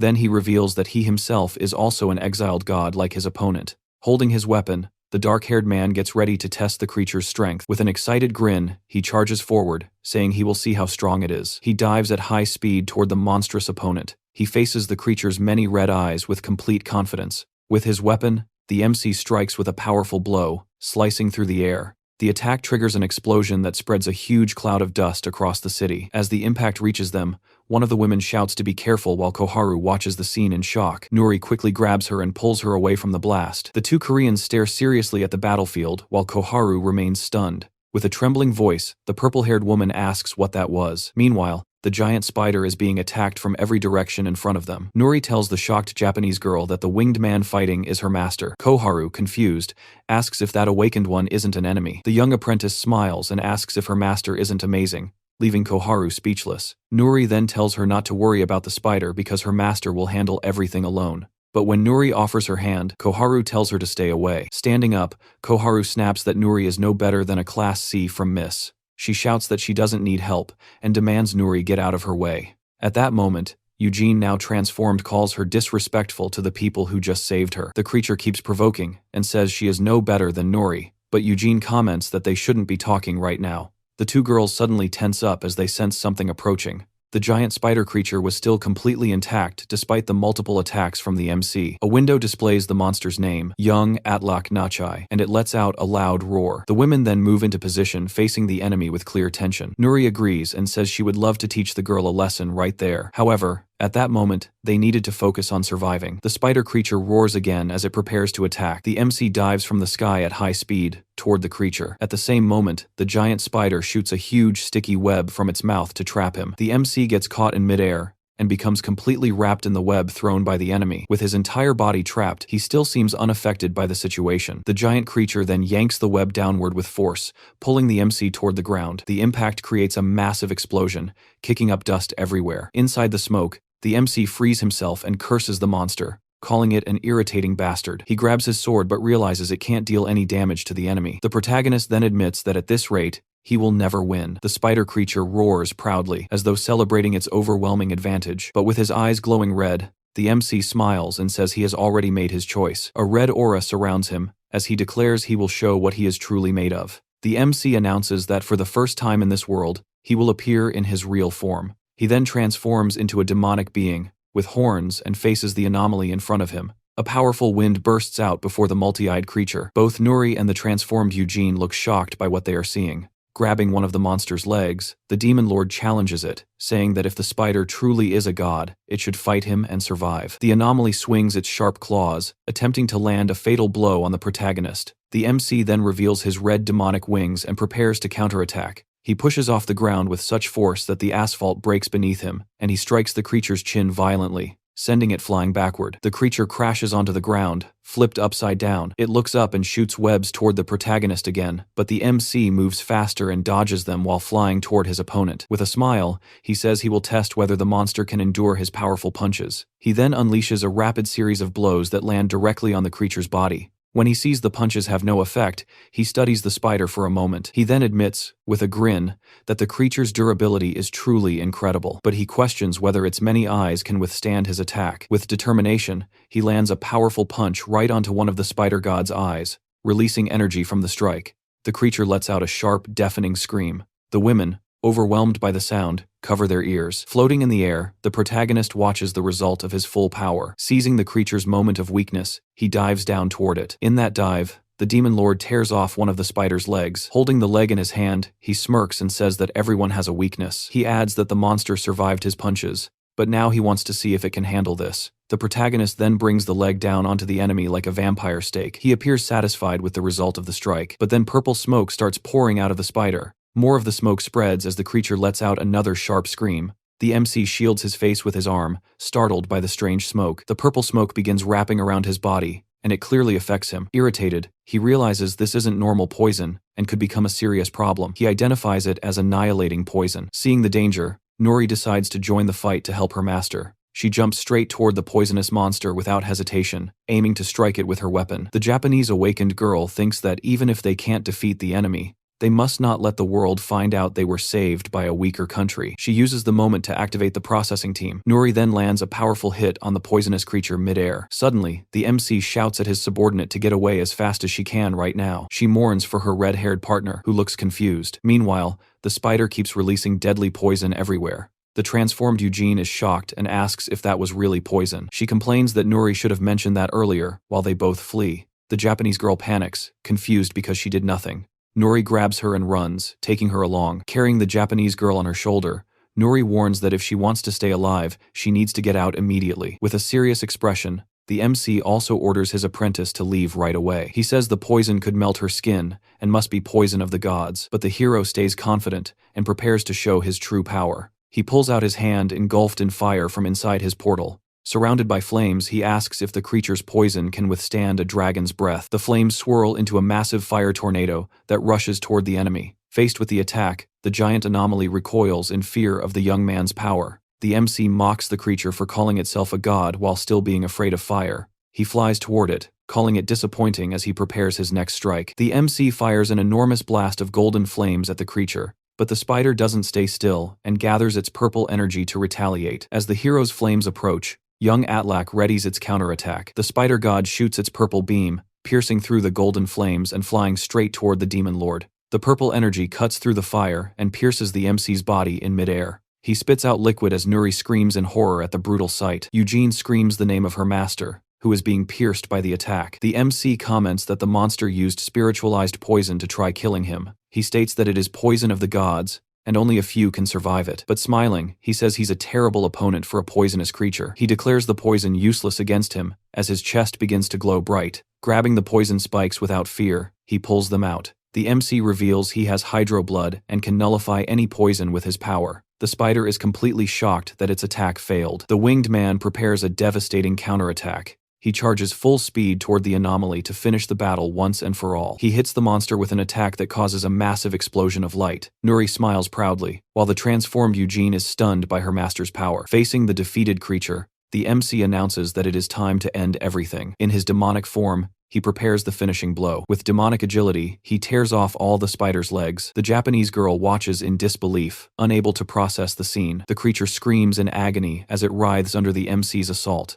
The giant anomaly finally collapses headfirst onto the asphalt, completely defeated. The MC surveys the result calmly and with satisfaction. He tosses the monster's legs aside, then lands on its head and walks between its eyes. Holding an energy sphere, he comments that the fight was fun, but tells the creature to die as he unleashes the energy into its skull. The spider explodes completely, ending the fight. Suddenly, a pink magical stone emerges from the remains. The MC picks it up curiously. He finds it strange because gems are power cores created by strong demons. He says it wouldn't be surprising if one came from a weak dragon, but concludes the creature must have been a fallen god, since a perfect being wouldn't create something like this. The MC deduces that the creature's condition came from a contract with someone extremely powerful, and he knows this cannot be taken lightly. Meanwhile, his subordinate is staring seriously at something. Nuri and Eugene have been surrounded by awakened Japanese. The pink-haired girl explains that Japan's reputation will suffer if people find out a weak country helped them. Smiling sinisterly, she says that is why Nuri and Eugene need to die right now. Eugene gets angry, remembering how they acted completely different when they were being attacked. Nuri asks if they really plan to betray them after saving their lives. Koharu smiles and says it isn't betrayal, because they were never on the same side. Nuri becomes outraged, saying they came to protect them, and now they want to kill her. The antagonist screams that she is an awakened from Japan, and is just protecting her reputation. She says they should not have interfered, and now they must disappear. They aim their purple light spears at the two heroines. The pink-haired woman says that without an S-class awakened, they can handle both of them. But suddenly, The MC appears, landing hard in front of the duo. The impact throws debris at the Japanese team. They are shocked, shielding their faces. The antagonist freezes, confused about what just appeared. The MC calmly asks what is going on. He says he will settle this quickly, because their behavior has deeply offended him. The Japanese girl becomes irritated, thinking that if the MC had delayed a bit longer, they would have won. Eugene explains the situation clearly. They saved those people's lives, and now that they feel embarrassed, they want to erase them. With glowing eyes, the MC asks how they dare harm his people, and commands them to stop. The Japanese team is suddenly forced to the ground by an invisible force. They struggle, wondering what kind of power this is. One man feels an invisible hand crushing him against the ground. Another says, an S-class is too much for them, but the pink-haired girl tells him to shut up. She warns that reinforcements are on the way, and even the hero can't beat all of them. She claims Japan's best awakened will arrive soon. She orders her team to stall for time. The MC says he was going to overlook this, out of respect for their dignity, but they pushed him too far. A dark aura surrounds him as he threatens to erase them from existence, so no one will ever know they were there. Nuri quickly runs to her master, stopping in front of him to restrain him. She begs him not to go that far because it's unnecessary. The apprentice tells the Japanese girl that even after being betrayed, her desire to save people hasn't changed. She proposes a one-on-one agreement to settle everything right now. Nuri explains that if they win, the Japanese will leave, but if they lose, they will stay silent about all of it. She insists she will handle the fight alone, without her master's help. If he joins in, too many people will be hurt. Eugene questions why they should care so much about the Japanese. With pleading eyes, Nuri asks her master to allow the duel. The MC finds her courage interesting, and agrees to let her fight alone. He promises, in the name of the Demon King, that he will not interfere in the outcome. The pink-haired woman becomes irritated, but her companion says this is actually a chance for them. The young man explains that they can use the duel to stall for time, and tells her to trust him. Then the swordsman steps forward, saying he will not be intimidated by the awakened Korean standing there. The Japanese warrior faces Nuri as everyone else watches the start of the fight. The MC smiles and tells his apprentice to show the results of her training. Nuri moves into her attack stance, preparing for the duel to begin. She charges forward so quickly that she appears like a blur to the spectators. Without giving her opponent any time to react, she unleashes multiple sword strikes and then stops behind him. Both fighters keep serious expressions, and the opponent initially appears unharmed. But suddenly, the warrior starts coughing as he finally feels the impact of Nuri's rapid attacks. Eugene watches with a satisfied smile at how the fight turned out. With the enemy collapsing onto the ground, Nuri announces with a serious expression that she has won the duel. The pink-haired woman is stunned, unable to believe the girl actually won.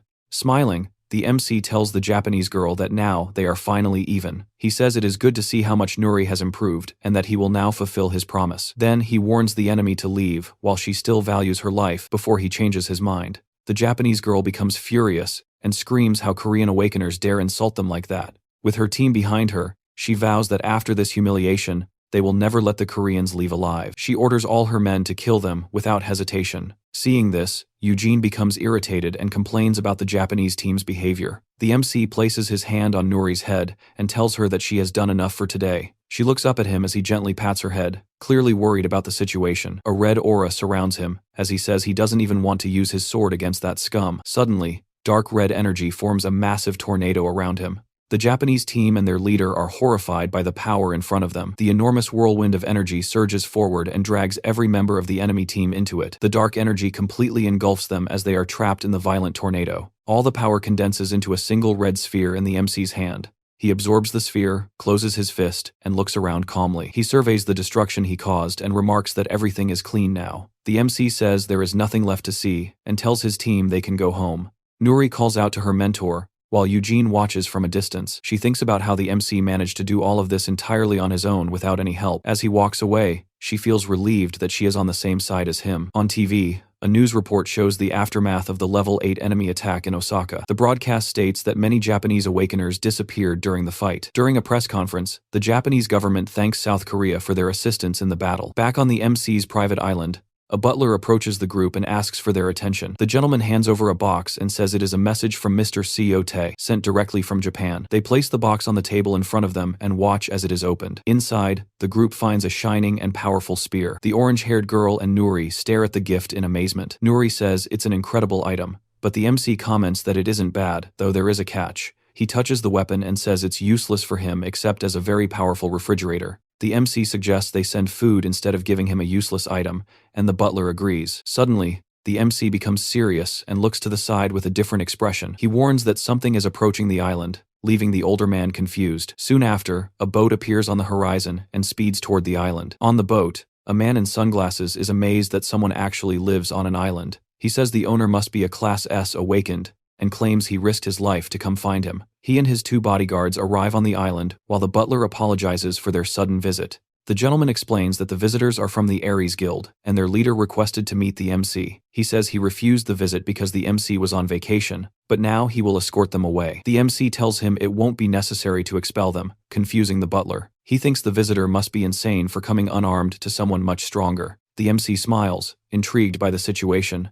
and Nuri watches him. The MC then decides to greet his unexpected guests. The guild visitors are stunned and wonder if this is the castle of a demon. Their leader senses that the MC isn't a normal Class S and becomes extremely afraid. Dark aura surrounding him. The MC asks if the man is the representative who came seeking him. With a sinister smile, he invites the man to state the reason for his visit. They all sit in the living room to begin the conversation. At that moment, the white-haired butler serves a cold chocolate drink to the MC. The man drinks it while thinking that a Class S with a demonic aura actually likes cold chocolate. The MC tells him to speak directly because he hates wasting time on nonsense. The guild leader chokes on his drink, even more terrified by the pressure the MC exudes. He stands and bows to the ground, begging him to accept the invitation. But the MC rejects the request instantly without hesitation. The story then shifts to the Awakened Association. A man researches on his tablet and wonders where this Aries Guild even came from. His assistant explains it is a Class C guild, and the official scoffs at the information. The assistant insists his boss should pay close attention to this new guild. He says it matters because a certain person is involved with them.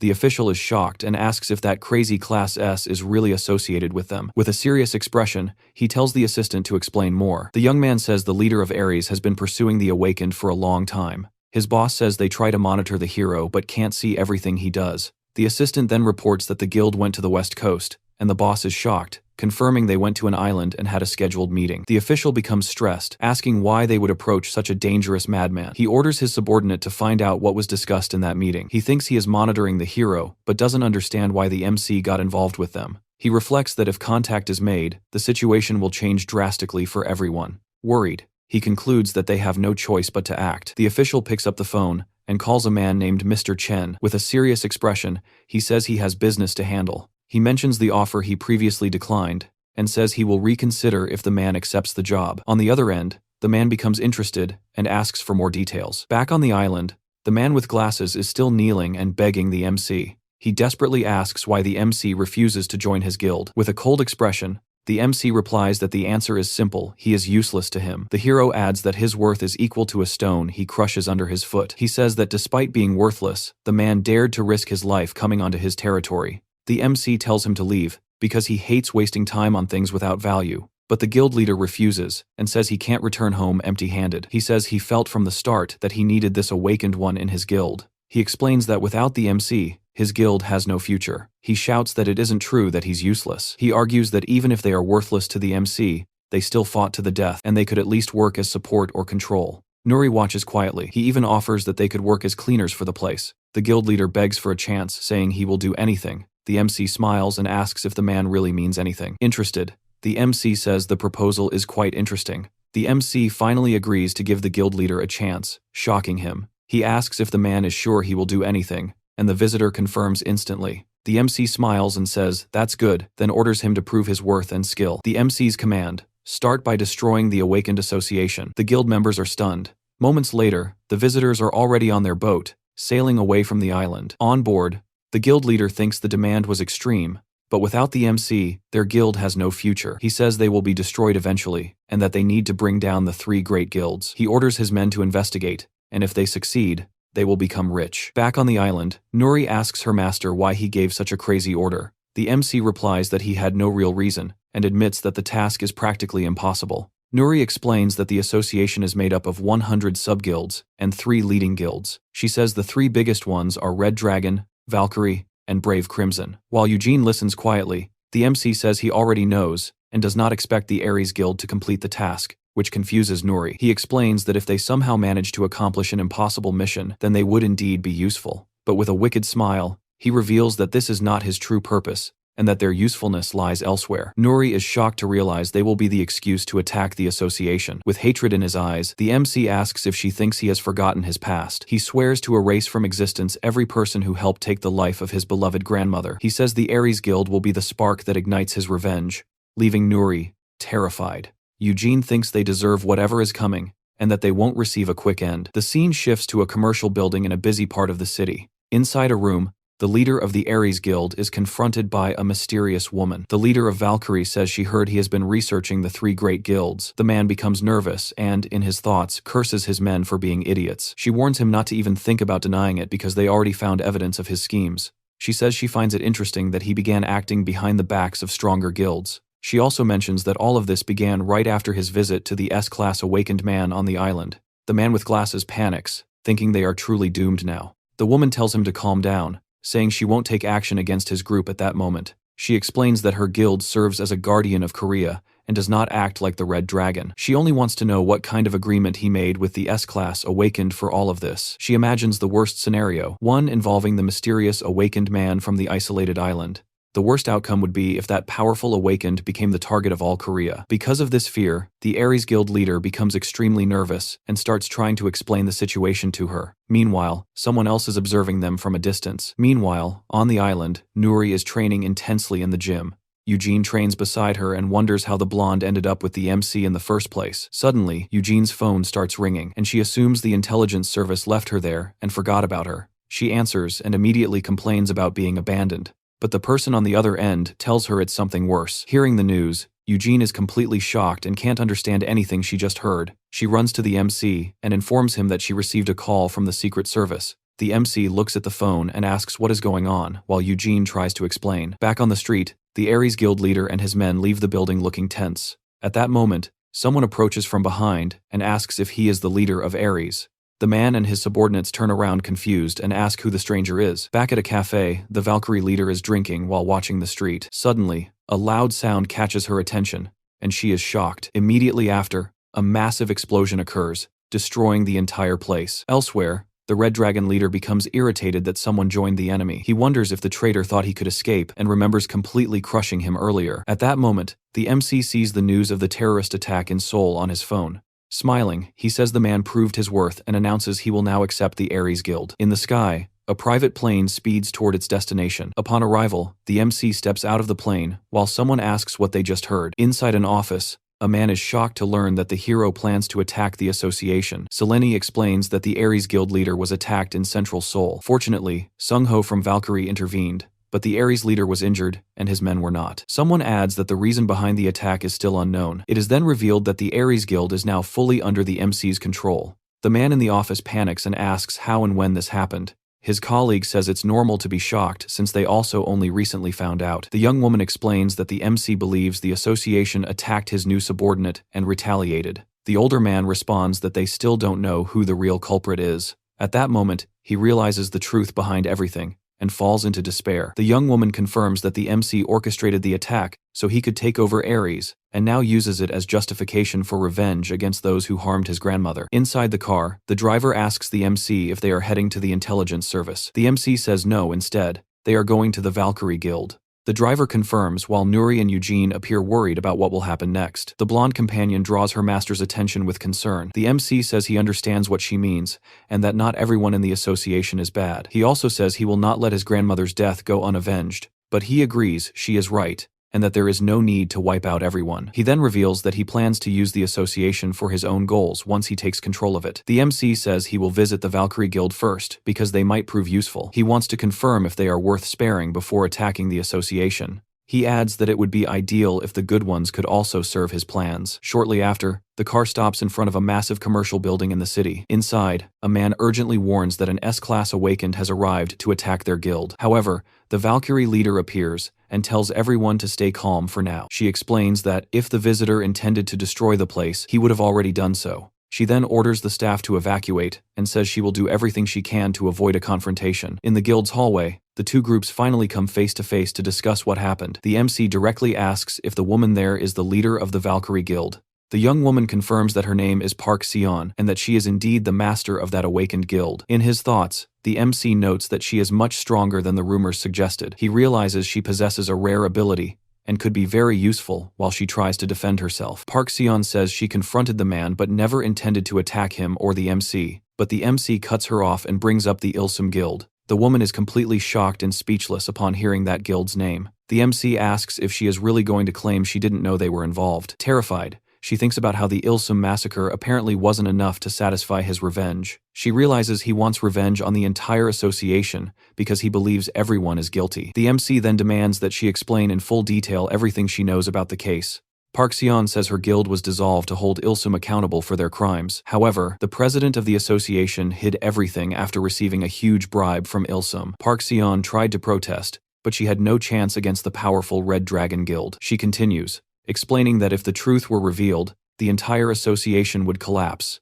The Valkyrie leader says that even though it is wrong, they must protect the country. The MC steps closer and questions her silence, interpreting it as approval. With a dark aura, he asks whether she thinks she is innocent just because she didn't get involved. Panicking, the woman thinks that no matter what she says, he will kill everyone. Seeing what's happening, the guild members shout for him to stop and create a protective barrier, but the MC breaks through it and grabs the leader by the neck, cutting off her breath instantly. One of the Valkyrie men becomes furious and charges to save her. However, Nori steps forward and blocks the attack with her weapon. She follows up with a powerful kick that sends him flying back. Then Eugene activates her draconic transformation and joins the fight. With her ability, she captures another guild member and threatens to damage her face. The MC still holds the leader and says he admires her commitment to the greater good. He adds that for him, this is a personal matter involving his family's revenge. He then asks her if she will still cling to the greater good even when facing her own end. Crying, the Valkyrie leader begs him to take only her life as punishment. She asks him to spare the others and says she will bear full responsibility. Meanwhile, the young apprentice immobilizes the man who attacked her with her massive weapon. With hatred in his eyes, the MC says that what she is asking for is complete absurdity. At the Red Dragon Guild headquarters, two men walk out of the building discussing business, when the older one suddenly turns in shock and asks his subordinate to repeat himself. At that moment, the president's phone begins ringing and vibrating, so he checks the caller and answers in confusion, demanding to know what is happening. A mysterious voice explains that their situation has become more complicated because their target has worsened everything and is proving to be a much bigger problem than expected. The caller then says that the target is heading toward President Qian's current location, causing the president to panic and immediately change his earlier request. He shouts desperately for them to come protect him right away, but the man on the phone mocks him for being scared, saying only they can stop the target. He adds that reinforcements have already been sent, then smugly comments that it is disappointing to see the great president trembling in fear, stating that his fee will not be discounted. Furious, the president throws the phone to the ground and yells about who that bastard thinks he is, while ordering his assistant to gather everyone and prepare for battle. The subordinate obeys instantly, and the guild leader reassures himself that no matter the enemy's power, he has the strength of the guild and one more powerful ally, smiling as he says they will settle everything today. Meanwhile, inside the MC's car, the Valkyrie leader sits beside him, visibly nervous about the situation she has been dragged into. A flashback shows the MC releasing her from his grip earlier, allowing her to breathe again, and telling her he spared her and her guild because they may still be useful to him. He orders her to follow, because they are going to attack the Red Dragon Guild, which brings us back to the present moment in the car, where she asks why he brought her along. The MC explains that she must testify about the corruption and crimes of the president, saying her testimony will justify his future actions, while Nuri watches him silently. With a serious expression, he declares he will punish criminals but gather those who follow him, revealing he spared her so she could witness his will being carried out directly. Understanding his plan at last, the Valkyrie leader agrees to cooperate and follow his orders. The car suddenly stops when the driver informs the MC that something blocks the way, and they see a massive army of suited men completely sealing off the street. The group steps out to face the gathered Red Dragon Guild members, and the MC turns to his companions, telling them not to interfere because this revenge belongs to him alone. One of the guild members identifies him and immediately orders everyone to attack the bastard at once. The MC responds instantly by unleashing his power and effortlessly destroying the first wave of enemies. Far away, the president watches the live transmission of his men screaming for help while the calm man beside him asks if this is really the awakened Class S he heard about. The observer remarks that the MC is not as impressive as expected, and mentions that the president is lucky because the hero is still holding back tremendously. The panicked president then begs the man to stop the MC immediately, and the mysterious person smiles, saying he will handle it but will demand a generous additional reward. Back on the battlefield, another enemy goes down, and the MC stands with smoke rising from his hands as he observes the destruction around him. Amid the ruins, he wonders aloud if he has already taken care of all the small fry. The Valkyrie leader is stunned that one man defeated the entire Red Dragon Guild. Realizing she made the right choice in cooperating with Taehyung, Nuri smiles and comments that their master was merciful, since no one died this time. With a thoughtful look,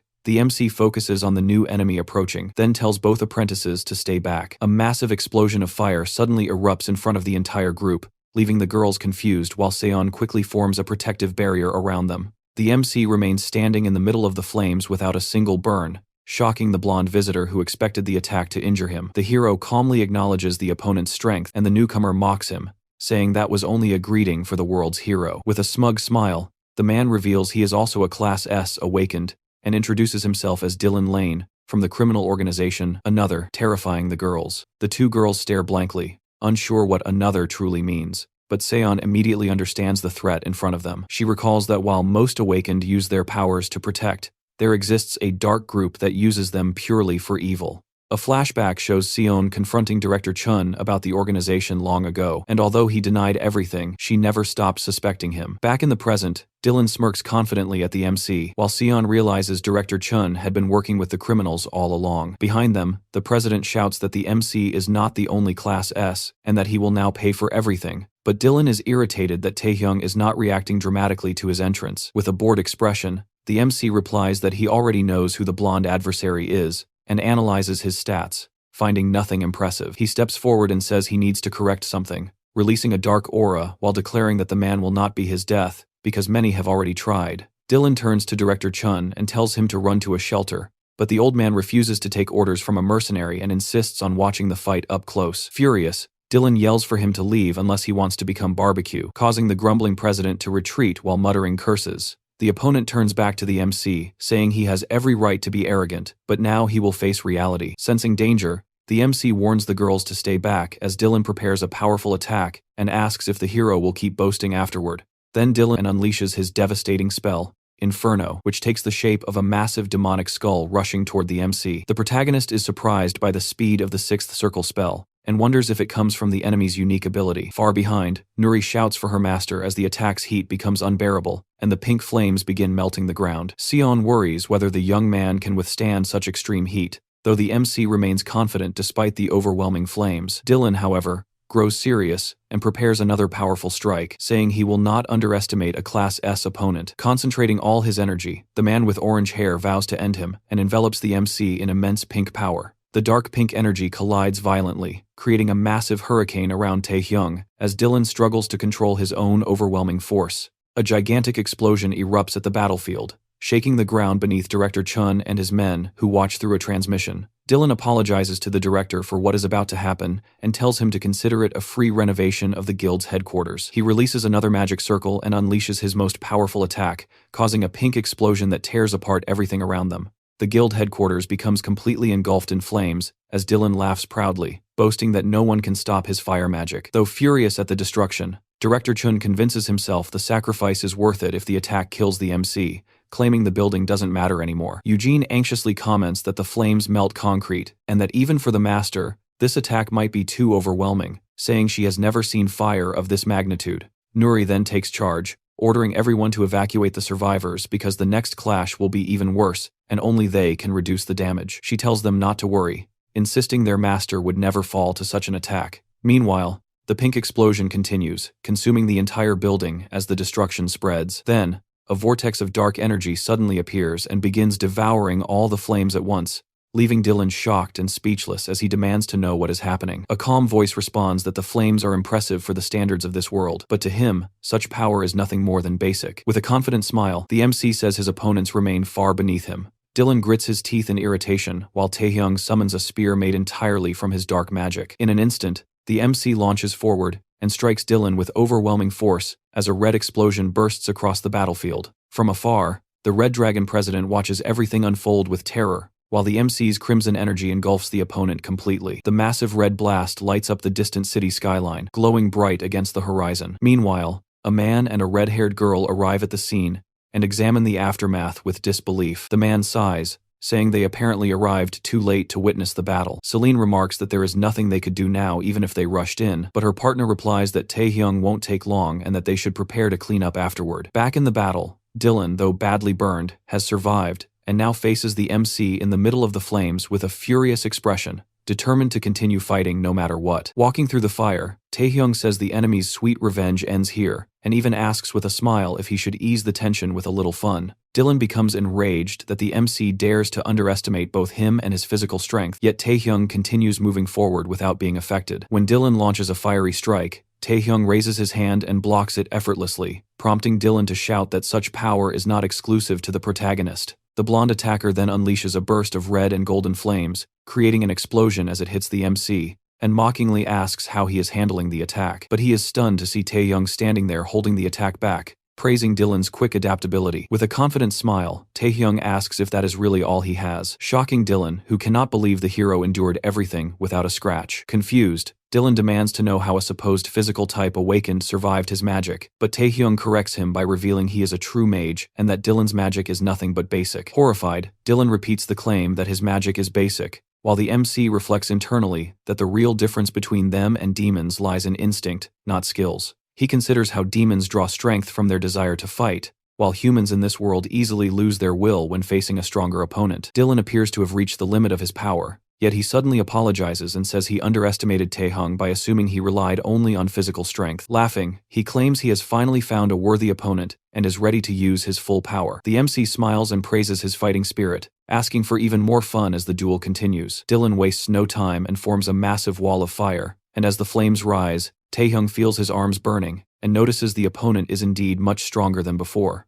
Dylan shouts for the fire to compress and overwhelm its target, causing the MC to briefly feel pressure and pause. The enemy then conjures a powerful attack called Volcano, and a huge mouth of lava erupts from the ground with several serpent-like streams rushing toward the MC. Caught off guard, Taehyung watches the lava serpent strike as Dylan prepares yet another ability called Flame Wedge, which spins rapidly before slamming into the hero. A colossal explosion of pink flames engulfs the entire area, and far away the girls helping survivors watch the scene with deep worry. Dylan confidently believes that not even an 8th rank enemy could survive such an attack, and assumes the MC is now fatally injured. However, the Demon Lord calmly appears holding one of the lava serpents with ease, shocking Dylan completely. Taehyung shatters the serpent with one blow, and extinguishes the remaining fire with a single stomp before staring coldly at his opponent while his dark aura rises. Dylan screams in panic, unable to understand how the MC refuses to die and keeps hurling fire attacks in desperation. Unfazed, Taehyung simply watches the flames approach before raising his arm to end the fight once and for all. With a swift motion, the MC unleashes a red energy strike that tears through the opponent, severing Dylan's arms and leaving a deep wound across his chest. Confused and trembling, Dylan stares up at Taehyung, who steps on his chest and forces him violently to the ground, establishing complete dominance. The blonde attacker coughs uncontrollably from the blow, while the MC's cold gaze shows zero remorse as he continues pressing down on him.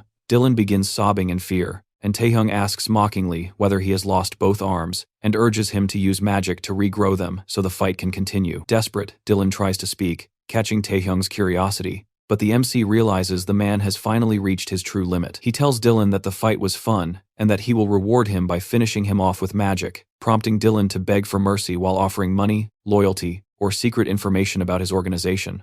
But Taehyung replies that unfortunately, he cannot use magic in this world, and quotes a saying about advanced power being indistinguishable from magic. The MC then delivers the final blow, causing Dylan to explode as Sion turns her gaze away in discomfort. Standing with bloodied arms, Taehyung remains still as the dark energy fades and reveals the enormous crater created by the final strike. With the battle over, 2 observers approach in shock, and the man comments that not even a level 5 enemy could cause such destruction. His partner agrees and says they are fortunate the damage wasn't even worse. Celine expresses relief that the fight has ended, while healers nearby tend to the injured. At that moment, Nuri arrives and catches the attention of the duo, apologizing on behalf of her master and promising they won't run from responsibility. The pair reassures her that everything is fine, stating they would accept it even if all of Seoul had been destroyed. The man then asks who the hero fought to create such devastation, and the blonde apprentice reveals it was an S-rank awakened, leaving them speechless. He says that's impossible because only 10 S-ranks exist in the world, and all of them are controlled by their respective countries. The Valkyrie leader then explains that the enemy came from a mysterious place called Another, and adds that the real threat is not the association. She warns that they must act quickly, as this situation has now escalated into a serious national security issue for South Korea. Inside an imposing building where a major meeting is set to take place, the agency director is shocked when Seon mentions the organization, Another. She tells him she believes he already knows about the mysterious group, and insists that the situation has escalated to the point where hiding the truth is no longer an option. The director reveals that only high-ranking officials were aware of the group's existence, and that Another has been spotted in Japan, China, and several other regions. He explains that it is a terrorist organization, which is why the government decided to keep everything classified. The MC thinks the decision is foolish, comparing it to a bird burying its head in the sand and believing it is hidden. Seon pushes back and says that because of the recent incident, the truth must be revealed to the public. She states that soon everyone in South Korea will learn about the threat and the clash between Taehyung and the other S-rank. With the association dissolved, she suggests forming a new awakened center and publicly blaming the former president, while claiming the MC was sent to prevent disaster. Meanwhile, a holographic meeting convenes with leaders from around the world,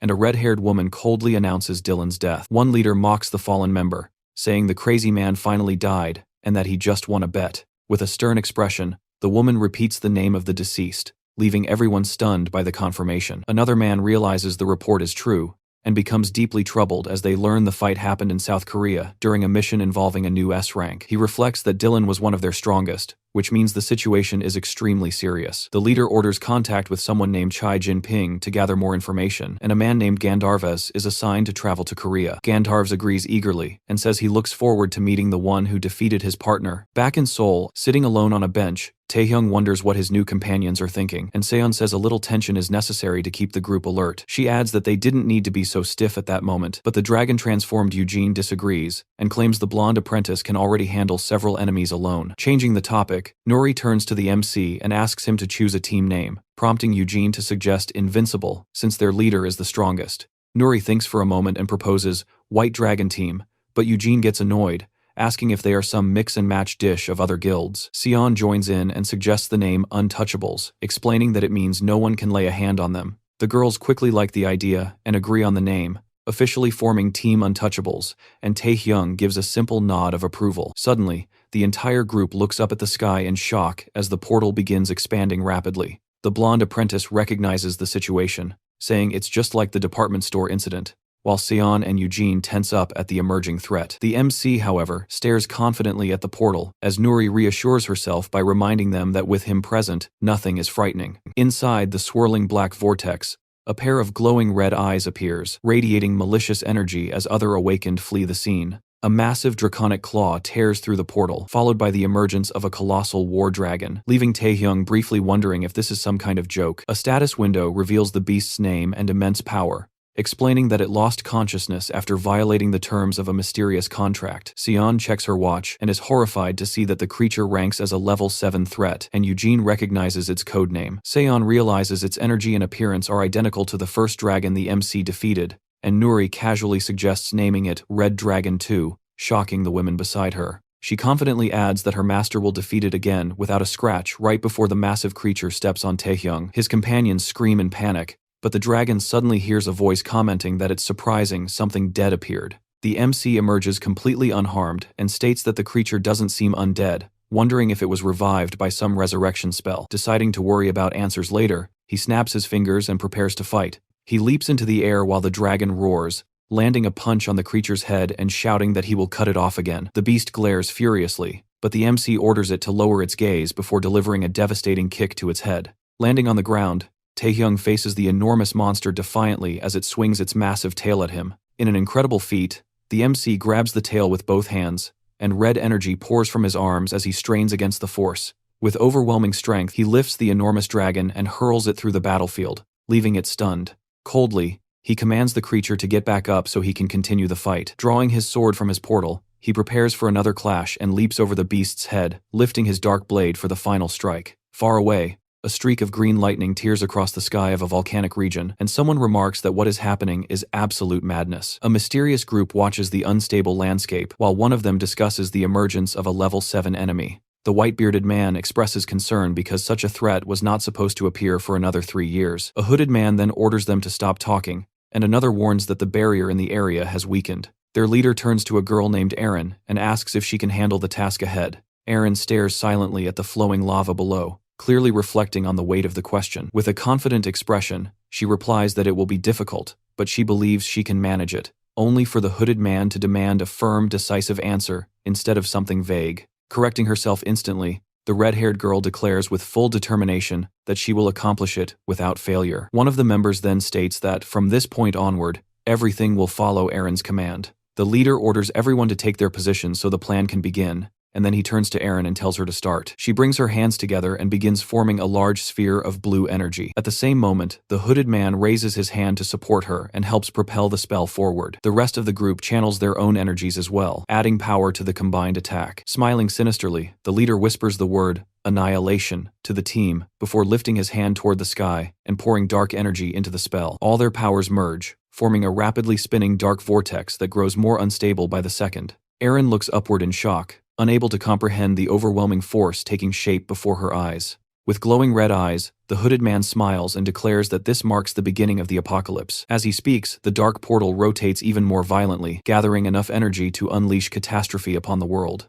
Back in the city, everything appears peaceful under the bright blue sky until chaos suddenly erupts and crowds flee in terror, shouting for help. A group of hunters quickly detects the threat and estimates it to be a level 9 enemy. Without warning, an explosion blasts the group into the air, and a boy in a gray hoodie lands safely but panics, wondering what is happening. Dark, twisted tentacles begin to rise throughout the city, creating destruction everywhere. The boy turns around after sensing something behind him, but reacts too late as a violent strike leaves a trail of blood across the ground. Meanwhile, at an airport, officials announce that awakened from all over the world will be gathering. Inside a plane, Taehyung looks out the window and asks if the S-rank awakened will also arrive. His subordinate replies that at least 3 from the United States and China are expected. Sion approaches and informs her master that they have reached their destination, prompting him to stand, as she remarks that tensions between nations will be unavoidable. She wonders whether he will remain calm in the chaos ahead, while Nuri asks if that means Anderson from the United States will be joining them as well. Taehyung gives a sideways smile, finding the entire situation amusing, and Nuri remembers that the enemy is ranked 9, confident that it won't be an issue. He pats her head gently and reassures her that everything will be fine. After leaving the plane, a man greets them and confirms if they are the awakened from Korea. Inside a car, the driver says he will explain the full situation, and Seon finds it odd that a rank B awakened is controlling the flow of information. She begins to suspect the circumstances must be extremely dire. As the car moves away from the airport, the driver explains that the enemy has been alternating between destruction and rest for 10 days. He adds that there are already 30 rank B awakened and 12 rank A on site. He continues, saying 5 rank S awakened are present, and that the United States, Russia, and the United Kingdom have sent their strongest fighters. Confused, Nuri asks if there aren't supposed to be only 4 total heroes worldwide, but the guide smiles and explains that major nations keep hidden forces to themselves. After exiting the vehicle, the man states that rank B awakened will handle logistics, while rank A were selected for healing and buffs. Taehyung calmly remarks that naturally,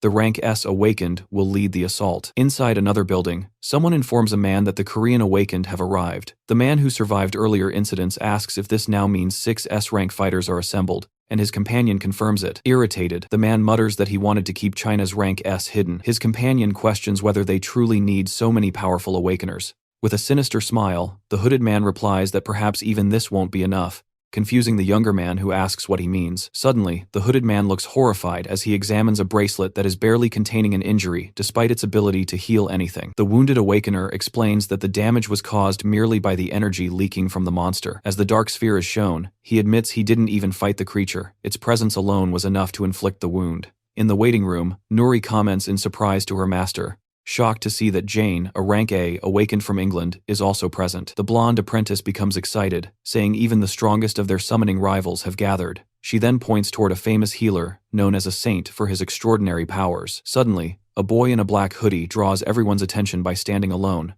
and he walks straight toward Taehyung, asking if he is the S rank awakened from Korea. The MC simply gives a sideways smile, amused by the boldness. A screen appears showing the newcomer's name as Lei Fong, revealing that he has undergone multiple surgeries. Lei Fong turns mockingly to another awakener and asks if he recognizes him, prompting Nuri to step forward and demand to know who he is. Keeping a stern expression, Lei Fong tells her to move aside because he wants to speak directly to Taehyung. Meanwhile, the other awakened whisper among themselves, noting that this is China's newly risen S-rank hero. Someone approaches the 2 young men and asks what issue the rookie Lei Fong has with them, but the Chinese awakener clicks his tongue dismissively and steps back. The hooded man then turns again to Taehyung and asks if he truly is Korea's S-rank, thinking to himself that the MC looks like a coward before abruptly saying he has more important things to do. He adds that Korea won't be of much help and that stronger nations will be needed, irritating Nuri, who mutters that none of them compare to her master. Taehyung simply glances back calmly, completely unfazed by the provocation. At that moment, his eyes shift toward another figure,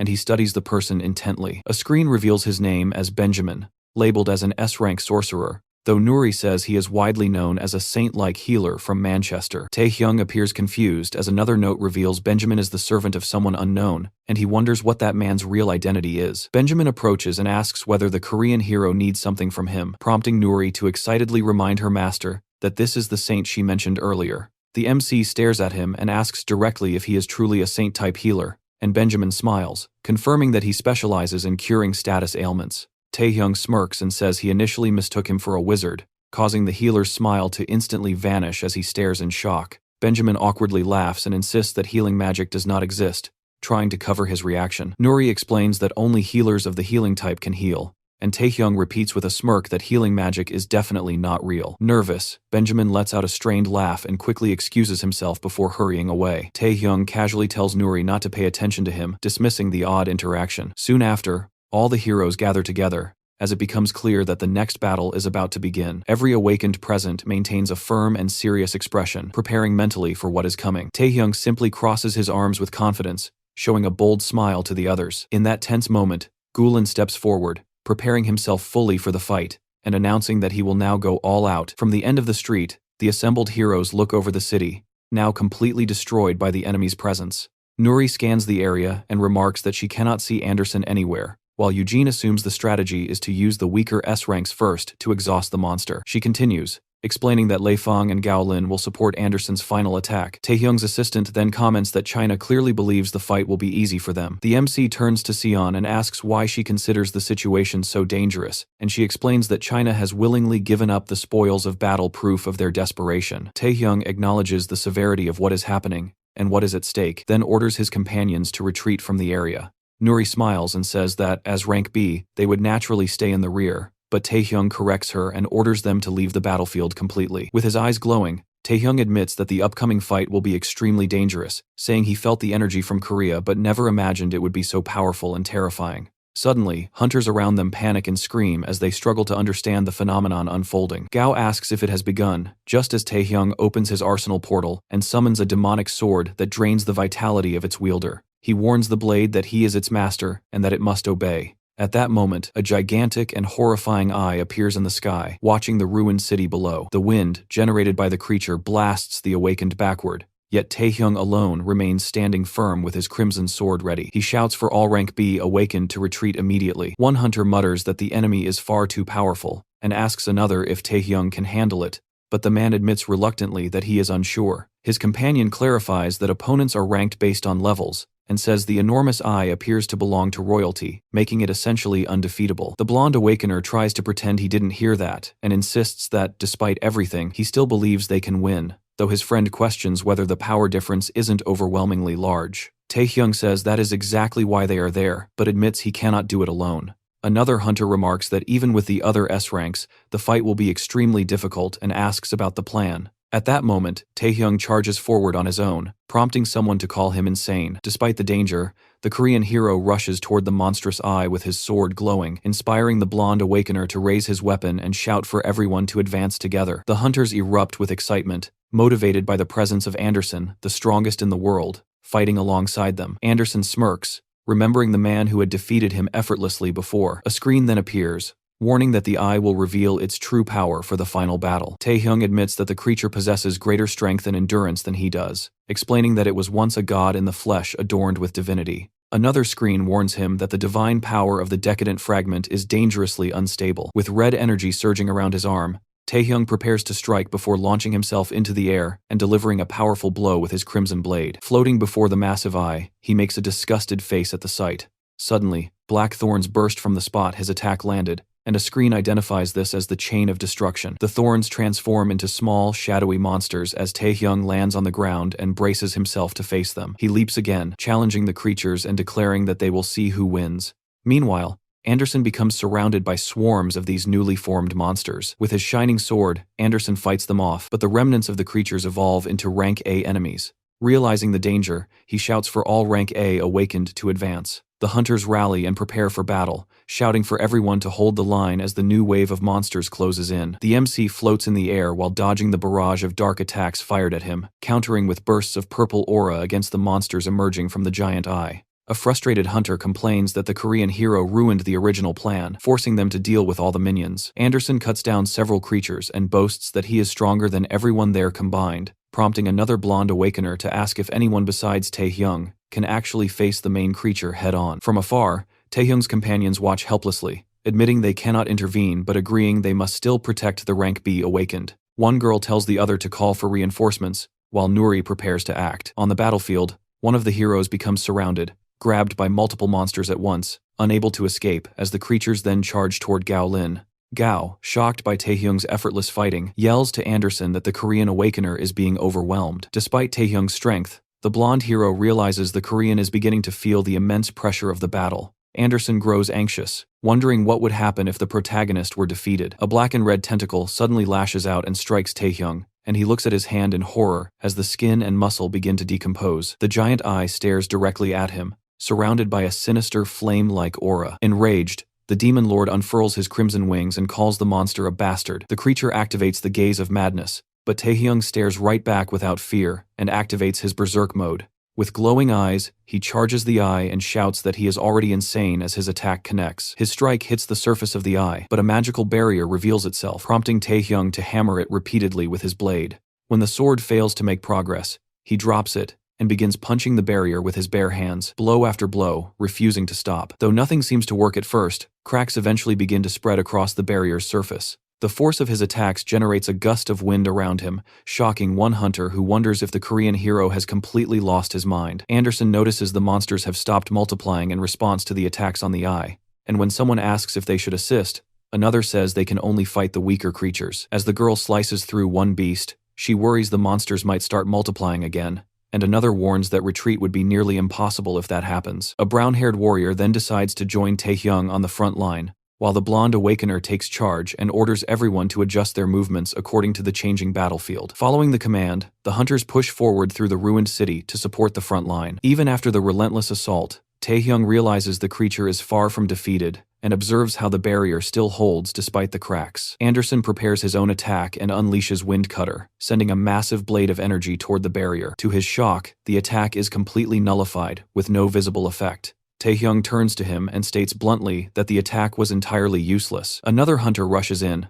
punching the monster's shell repeatedly, while someone else uses all his strength to throw a boulder in an attempt to break the defense. A different awakener summons purple energy spikes that rise from the ground and slice through the eye's attacks. Red tentacles erupt again and begin chasing that hunter, while another awakener screams in frustration at the front line's chaotic behavior. A moment later, one hero collapses, clutching an injured arm that is rapidly disintegrating as he stares at it in disbelief. His companion tells him to stop whining because they'll need to amputate it, but before they can act, another hunter shouts for everyone to dodge. The young man barely escapes as a red hand strikes, but his unfortunate comrade, Mulligan, is hit and instantly begins to disintegrate. Another awakener freezes in horror, staring at the scene and realizing they cannot win against the creature. Anderson approaches Taehyung and asks if there truly is no way to defeat it, and the MC replies that breaking the barrier would take 100 years long enough for humanity to perish. Shocked, the blonde awakener asks if that means the monster cannot be stopped at all. Taehyung admits honestly that there is no way to stop it, but Anderson declares that he will still do everything he can,